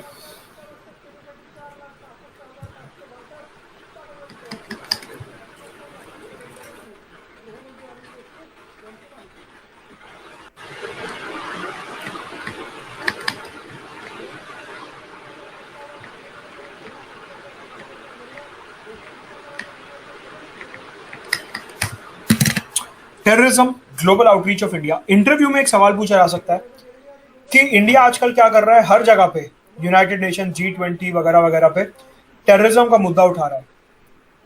तो क्या ये हमारे शिमला अग्रीमेंट के खिलाफ जाता है कि जो हमारा 1972 का शिमला अग्रीमेंट है कि हम बायलैटरल मैटर्स को बायलैटरली रिजॉल्व करेंगे. तो ये जो इंडिया हर जगह पे बोलता है कि टेररिज्म को बंद करो, टेररिज्म को बंद करो और ये सब, तो क्या ये पाकिस्तान ऐसा बोल सकता है कि this is against Shimla agreement? जवाब है ना, ऐसा नहीं बोल सकता. कारण उसका यह है कि हम पाकिस्तान का नाम कहीं पे भी नहीं दे रहे. हम ये बोल रहे हैं आतंकवाद बंद होना चाहिए. Terrorism is a global phenomena, it is not specific to India. Terrorism जो है that is not specific to India, not specific to India. दुनिया का कोई ऐसा बड़ा देश नहीं है including China, Russia, US, UK, France, Germany, Spain, India, Australia, New Zealand, Sri Lanka etcetera. दुनिया का कोई मेजर देश ऐसा नहीं है जहां पे आतंकी हमले ना हुए हो. And hence terrorism is a global phenomena. तो अगर इंडिया आतंकवाद के मुद्दे पे बात कर रहा है दूसरे देशों से, तो हमने तो पाकिस्तान का नाम तक नहीं लिया. हमने कब बोला कि पाकिस्तान फैला रहा है? जो भी फैला रहा है वो बंद करे. कदम उठाएंगे आतंकवाद के खिलाफ, जो फैला रहा है उसके खिलाफ उठाएंगे. Terrorism is a global phenomena. India जिस तरीके से क्लाइमेट चेंज रेस करता है as a topic, as a matter, वैसे टेररिज्म रेस कर रहा है. And that is not specific to India. Every country has been impacted by terrorism in some way or the other. If not proper conventional terrorism, cyber terrorism, the new dimension of terrorism, or may be biological weapons, biological terrorism, the upcoming dimensions कि laboratory में virus बनाया और आतंकवादी आएगा, he will sneeze in the public या फिर कुछ spray वगैरह करेगा, फैल गई बीमारी. बायोलॉजिकल टेररिज्म नया डायमेंशन है. तो इंडिया को उस पॉइंट ऑफ व्यू से सोचना है from a longer perspective. We are not fixated upon Pakistan. हम पाकिस्तान पे फिक्सेटेड नहीं है.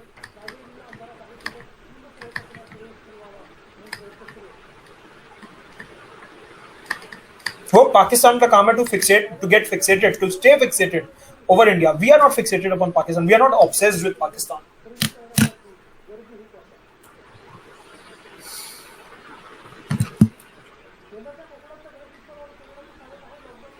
दूसरा मुद्दा,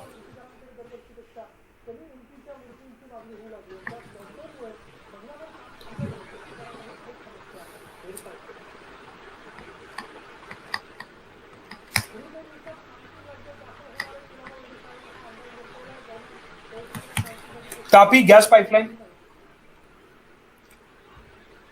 Turkmenistan, Afghanistan, Pakistan and India. Turkmenistan से गैस खरीदने के लिए ये पाइपलाइन के बारे में बात चल रही थी। Pakistan is an unstable state, Afghanistan is an unstable state, क्योंकि वहां पे आतंकी हमले काफी ज्यादा होते हैं। इस वजह से पाइपलाइन अभी तक रियलाइज नहीं हो पाई है। मतलब कि ये जो मैंने वे फॉरवर्ड के पॉइंट्स लिखवाए थे, यहां पे आप एक पॉइंट ऐड करके एनर्जी कोऑपरेशन के नाम पे लिख सकते हो कि तापी पाइपलाइन को हम प्रमोट कर सकते हैं in the name of energy cooperation. Pakistan के साथ हम एनर्जी कोऑपरेशन कर सकते हैं। और अगर आपको एक और डायमेंशन यहाँ पे डालना है तो डाल सकते हो कि पाकिस्तान के साथ हम रिन्यूएबल एनर्जी के फॉर्म में भी कोऑपरेट कर सकते हैं, बिकॉज हमारी रिवर्स जो है कॉमन है, क्लाइमेटिक कंडीशंस कॉमन है। तो रिन्यूएबल एनर्जी के फॉर्म में भी हम पाकिस्तान के साथ कोलैबोरेट कर सकते हैं in the coming times. Pre condition आपको पता है, talks and terror can not go hand in hand. अगला स्टेप क्या?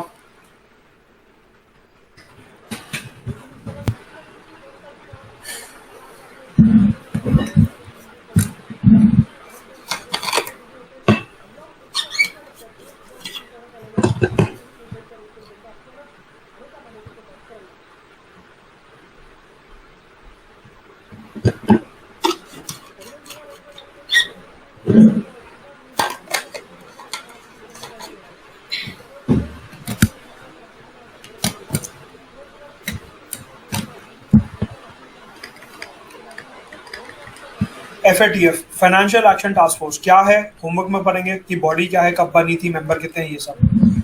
Financial action task force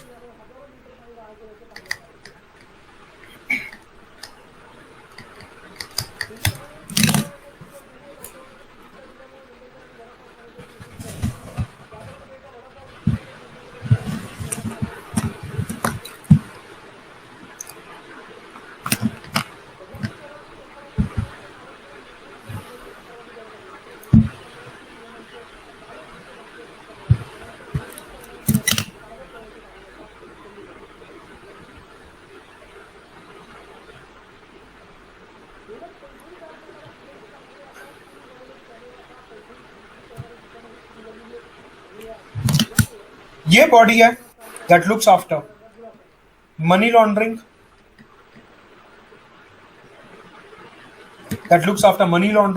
and terror financing.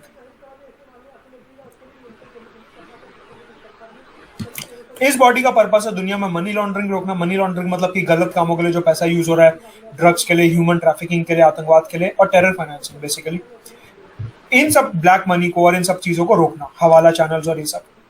ये काम है फाइनेंशियल एक्शन टास्क फोर्स का।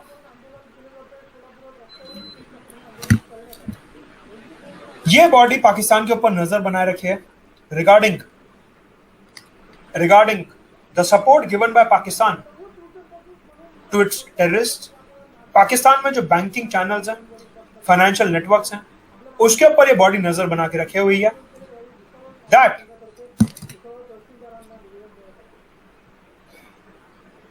पाकिस्तान का नाम कई बार आ गया है, that it is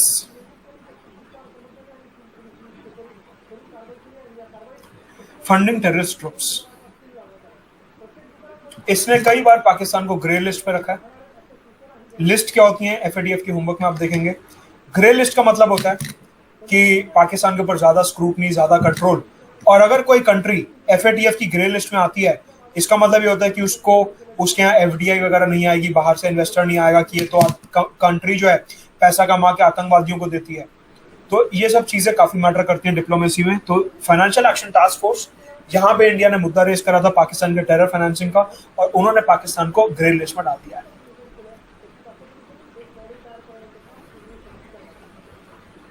further cooperation between India and Pakistan. आज भी चाहे हम बातचीत करें ना करें, इंडिया और पाकिस्तान दो चीजें जरूर करते हैं। पहली चीज, हमारे देश में जितनी भी न्यूक्लियर इंस्टॉलेशंस हैं और पाकिस्तान के देश में जितनी भी न्यूक्लियर इंस्टॉलेशंस हैं, उनकी लिस्ट और लोकेशन कहां पे है और क्या नाम है, लिस्ट और लोकेशन वो शेयर करते हैं हम एक दूसरे के साथ as a measure of mutual trust, कि म्यूचुअल ट्रस्ट बना रहे। हम एक दूसरे को न्यूक्लियर तरीके से डराए ना, एक दूसरे के ऊपर शक ना करें कि ये न्यूक्लियर अटैक कर देगा।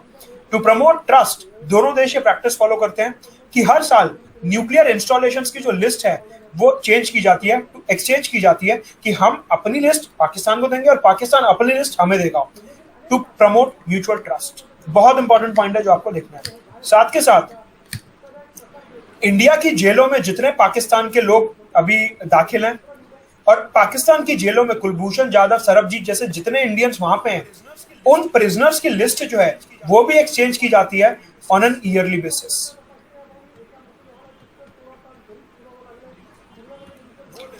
वो लिस्ट भी एक्सचेंज की जाती है।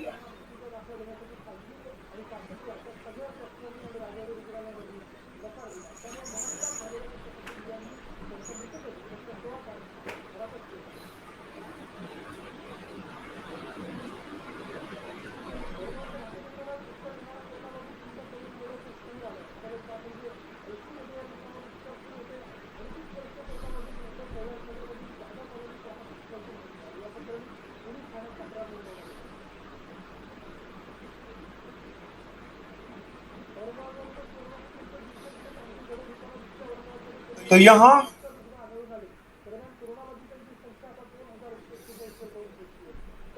खत्म होता है हमारा सबसे बड़ा और सबसे पहला रिलेशन इंडिया पाकिस्तान, जिसमें हमने दूसरे देशों का भी एक कॉन्टेक्स्ट समझने की कोशिश करी कि क्या कॉन्टेक्स्ट है और किस तरीके से हमारा जो US, UK, China, Russia, Afghanistan, Iran, Saudi Arabia कि किस तरीके से हमारा जो एक टोन है इन रिलेशंस को लेके वो कैसे सेट होता है, वो चीजें हमने यहाँ पे देखी। Now let us start with India Afghanistan.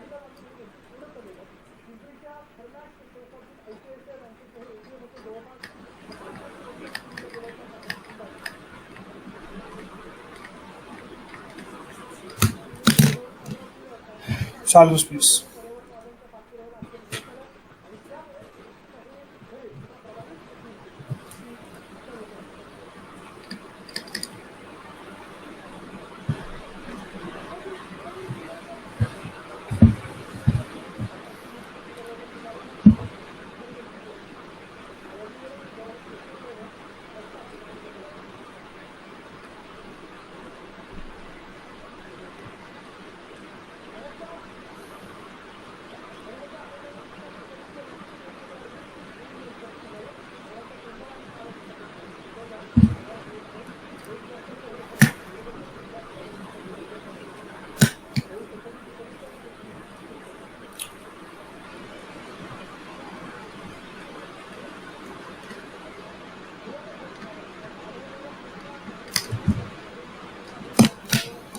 World के मैप पे अगर हम अफगानिस्तान की लोकेशन देखें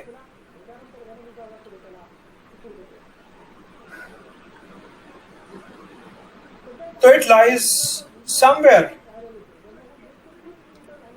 इन द मिडल।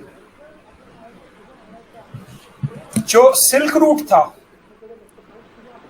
वो भी यहां से निकलता था लाइक दिस। एंशिएंट ट्रैवलर्स वगैरह और जितने भी रूट्स वगैरह हैं वो अफगानिस्तान से होके निकलते हैं।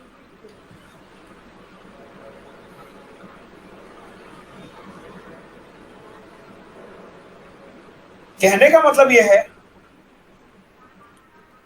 क्योंकि अफगानिस्तान की लोकेशन ऐसी है, यहां पे बहुत बहुत बहुत सारी आपको अलग अलग कम्युनिटीज मिलेंगी, क्योंकि अफगानिस्तान जो है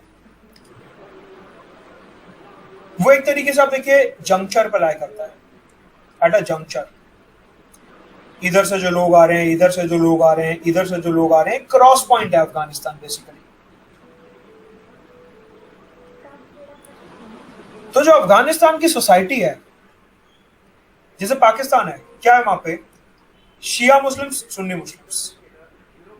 अफगानिस्तान इतना सिंपल नहीं है। यहां पे बहुत सारे हमारे को ट्राइबल ग्रुप्स मिलेंगे, बहुत सारे ट्राइबल ग्रुप्स मिलेंगे, बहुत सारे अलग अलग इस्लामिक ग्रुप्स मिलेंगे who have different power aspirations. ये जो तालिबान नाम का ग्रुप है, ये लोग कौन है? तालिबान कोई ऐसा बाहर से आए हुए लोग नहीं है। अफगानिस्तान के ही जो ये छोटे छोटे ट्राइबल ग्रुप्स हैं, इनमें से जो लोगों को पावर चाहिए उनको ज्वाइन करके पाकिस्तान और अमेरिका ने 1979 में, जैसा मैंने बताया था, तालिबान क्रिएट करा। तो Taliban basically they are Afghan people only. Taliban के लोग हैं, they are Afghan people only, जिन्होंने हथियार उठा लिए पाकिस्तान यूएस के कहने पे, लेकिन ये tribal groups, Islamic groups Afghanistan के ही हैं, and that is why they want power in Afghanistan.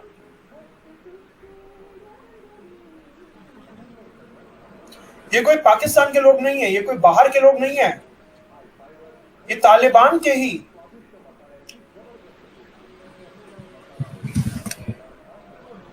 Tribal groups.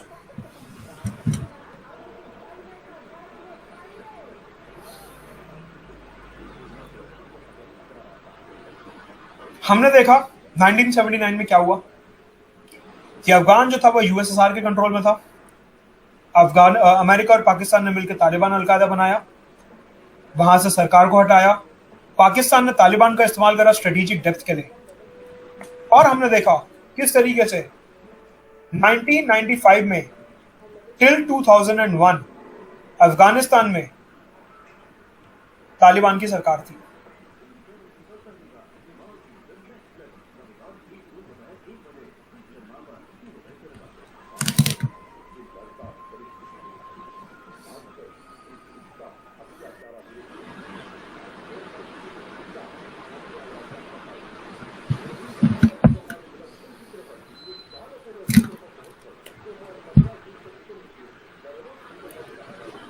During this period 95 से लेकर 2001 तक, जब अफगानिस्तान में तालिबान की सरकार थी, इस दौरान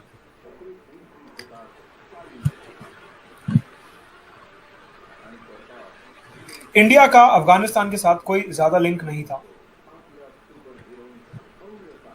eight this point of time India created a group known as northern alliance. Northern alliance जिसमें रशिया था, ईरान था और इंडिया था। ये तीन देश थे, रशिया, ईरान और इंडिया, ये तीन देश थे। तीनों ही देश तालिबान के अगेंस्ट थे। ऑब्वियसली रशिया तो हो गई क्योंकि रशिया की सरकार गिराई ही तालिबान ने थी 1979 में। ईरान जो अफगानिस्तान का नेबर है, ईरान को लगता है कि अगर तालिबान बढ़ता गया तो मेरे लिए खतरा हो जाएगा सिक्योरिटी के लिए। और इंडिया तो वैसे ही तालिबान के अगेंस्ट था क्योंकि वो टेरर ग्रुप है। इंडिया ने पहले ही बोल दिया था कि मैं आतंकवादी से बात करूंगा ही। तो एक नॉर्दर्न अलायंस बना, ज्यादा सक्सेसफुल नहीं था। बस बता दिया आपको कि पता होना चाहिए कि इंडिया और रशिया और इंडिया और ईरान क्लोज क्यों है। काफी सारे फैक्टर्स हैं, एक ये भी फैक्टर है। जब इंडिया ईरान, इंडिया रशिया बताऊंगा तो दोबारा से रिपीट नहीं करूंगा। तो ये ग्रुप बना जिसकी वजह से इंडिया, ईरान और इंडिया रशिया काफी ज्यादा क्लोज आए। 2001 9/11 वर्ल्ड ट्रेड सेंटर के ऊपर अटैक हुआ। US declared war on terror.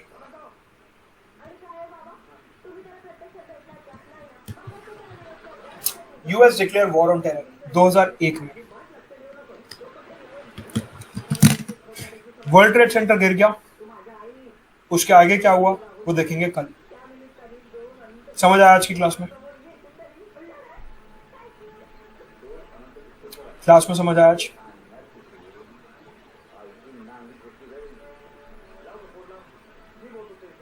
Clarity मिली कुछ?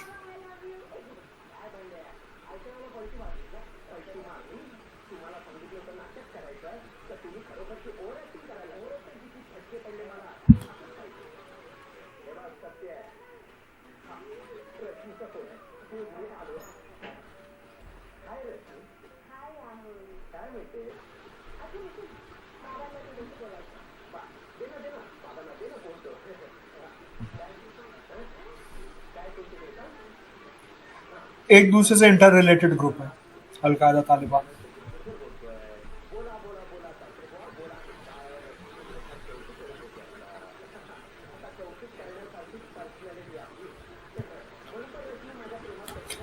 इंडिया कभी फेल नहीं हुआ। वॉर जीतने का मतलब हमेशा टेरिटरी कैप्चर करना नहीं होता। इंडिया पाकिस्तान की 1971 वॉर ईस्टर्न फ्रंट पे हुई थी, कश्मीर में नहीं हुई थी, और हम जीते, बांग्लादेश बन गया। No, Pakistan does not accept that.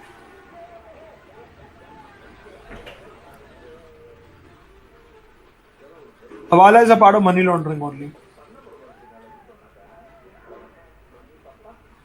Google करो, लोकल स्टैंडर्ड इंग्लिश वर्ड है, गूगल करो।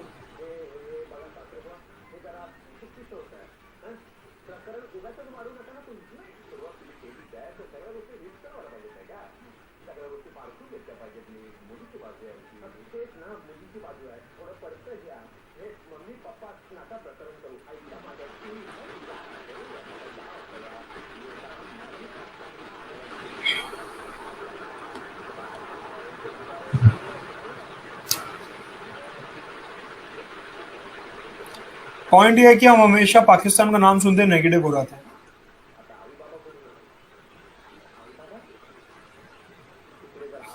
हमेशा पाकिस्तान का नाम सुनते नेगेटिव हो जाते हैं।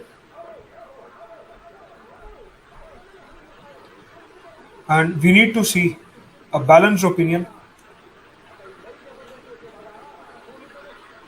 एंड कि ठीक है, बुराइयां हैं तो अच्छाइयां भी हैं।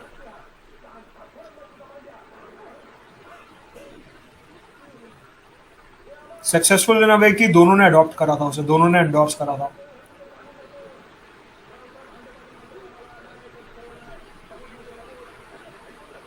मिलिट्री को सुनता है आईएसआई।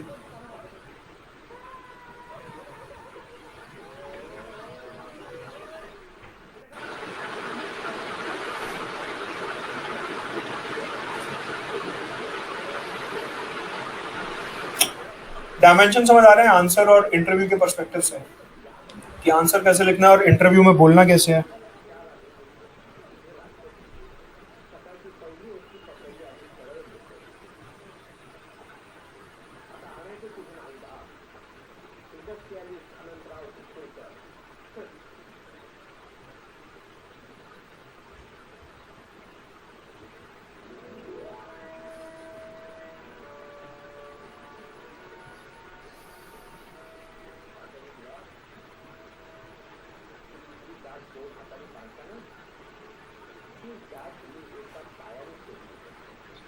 It is functional. अभी कहना कुछ मुश्किल होगा, डील अभी चल रही है।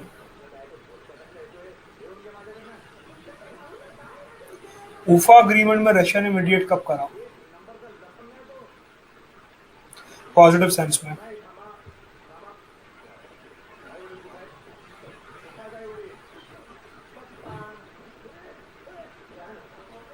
पता तो हमारे को सन के बारे में भी बहुत कुछ है, तो सन का जाके न्यूक्लियर फ्यूजन थोड़ी ना रोक सकते हैं। पता होने में और कुछ करने में एक्चुअल में फर्क है। नॉट रियली, वो तो पहले ही दे दिया गया था गुजरात डॉक्ट्रिन से।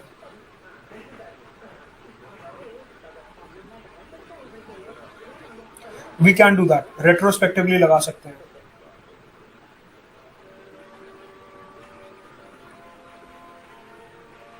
क्योंकि पॉइंट नंबर 1, मैंने उस चीज पे इतना फोकस करा नहीं कि जो मैं मैप यूज कर रहा हूँ उसमें पीओके है या नहीं है, क्योंकि मेरा फोकस कॉन्सेप्ट पे था। दूसरी बात, to find templates is not easy. जो टेम्पलेट मेरे को लगा एचडी है, क्लियर है, मैंने वो ले लिया। सो पेपर पे क्या फर्क नहीं पड़ता, मन में क्या है वो ज्यादा जरूरी है। सो हमारे को पता है वो सब हमारा ही है, सो फिर doesn't really matter.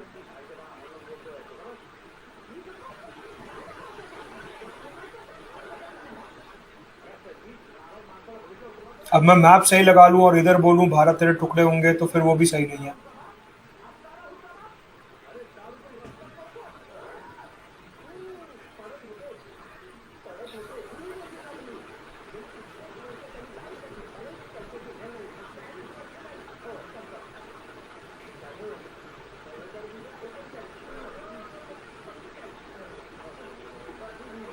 Yes, you can say that, you can say that कि गिलगिट बाल्टिस्तान में उन्हें अपने प्रोजेक्ट्स प्रमोट करने हैं, इसलिए they are creating a diplomatic pressure. You can say that.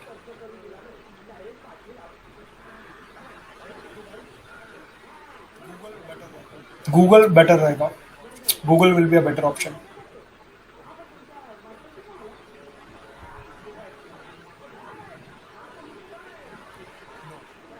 No, उसकी एक्सप्लेनेशन ऑलरेडी दे चुका हूं, तो वो खुद सोचो, इतना स्पून फीड नहीं करूंगा।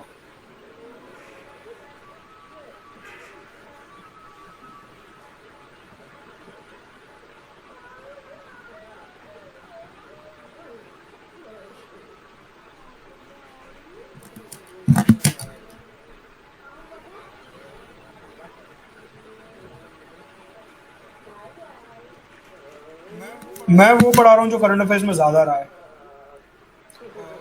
That is relevant from the mains perspective. So yes, जो मैं नाम ले रहा हूँ वो तो आपको करना ही पड़ेगा. China considers PoK as part of Pakistan. तो चाइना के हिसाब से they are not interfering, but they are going against our sovereignty.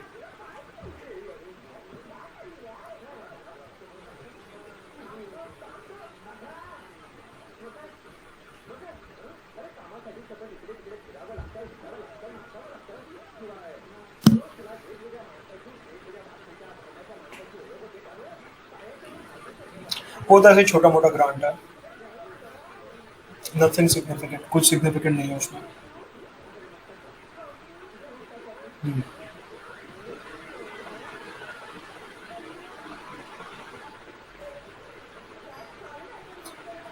Terror में आ रहा था, उसको स्पेसिफिकली मेंशन करने की जरूरत नहीं है, टेरर में आ जाता है वो. That was that was against our own stance going to United Nations. That is why Kashmir dispute अभी तक है, जूनागढ़ और हैदराबाद नहीं है, क्योंकि वो बिना यूएन गए हमने सॉल्व करा था.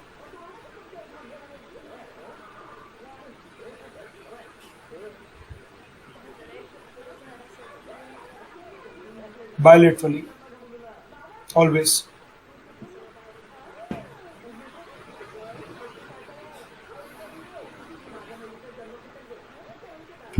वो सब ऐसे ही लिप सर्विस है, no need to mention that, insignificant points है.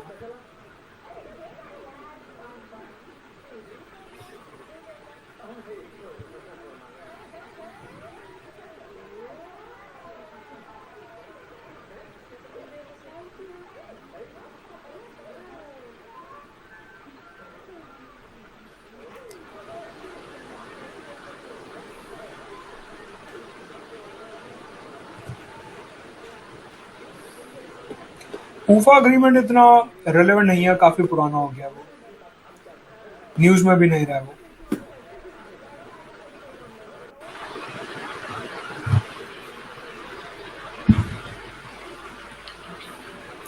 नंबर इंपॉर्टेंट नहीं है, कंटेंट इंपॉर्टेंट है. और उन्होंने यही बोला कि कश्मीर डिस्प्यूट जो बायलेटरली रिजॉल्व होना चाहिए इंडिया पाकिस्तान के बीच में, यूएन ने भी यही बोला.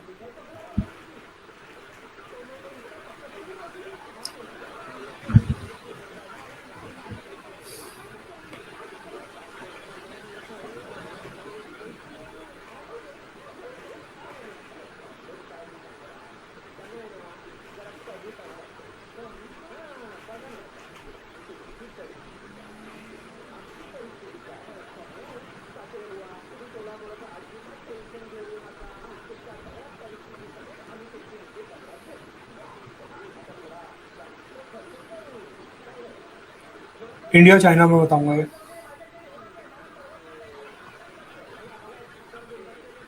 मिलिट्री के अंडर ही आता है ये, सही. No need to mention that separately. We never interfered in liberation war. हमने कभी इंटरफेयर नहीं करा. हमने जो सिर्फ जो रेफ्यूजीज इंडिया आए थे उनको शेल्टर दिया था ह्यूमैनिटेरियन ग्राउंड्स पे. ऑफिशियल स्टांसेस हमने कभी इंटरफेयर नहीं करा वहां पे. बाहर से सपोर्ट करा, रिकॉग्नाइज करा, हाँ. इंटरफेयर कभी नहीं करा. वो बांग्लादेश के लोगों ने खुद आजादी ली है.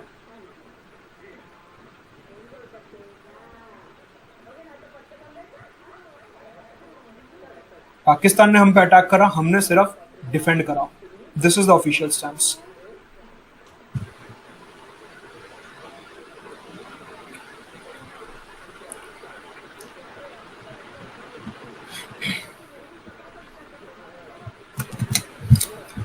इंटरफेयर तो हम बलूचिस्तान में भी करते हैं, तो क्या आप ये भी एग्जाम में लिखोगे?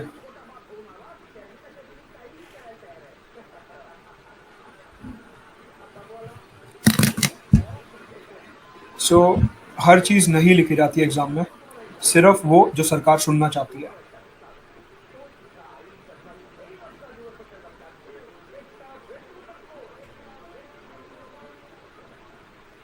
नहीं, you can not criticise that step. You can not criticise that step. अगर पूछा भी जाता है इंटरव्यू में कि यूनाइटेड नेशंस गए थे तो क्या वो गलती, आप कहोगे नहीं. हम यूनाइटेड नेशंस को रिस्पेक्ट करते थे as a global governing body. United Nations fail हुआ, ये उसकी गलती है. हमारी गलती नहीं है कि हम वहां गए. वो फेल हुआ, ये उसकी गलती है. Have to defend it like that. Getting it?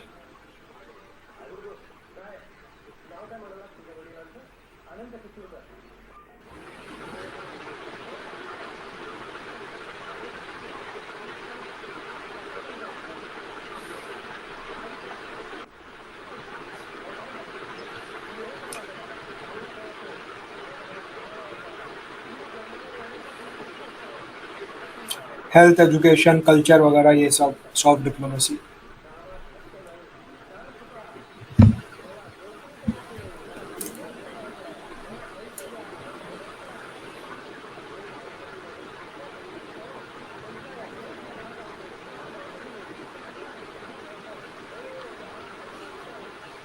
Anything else? Last 1.5 minutes. Anything else?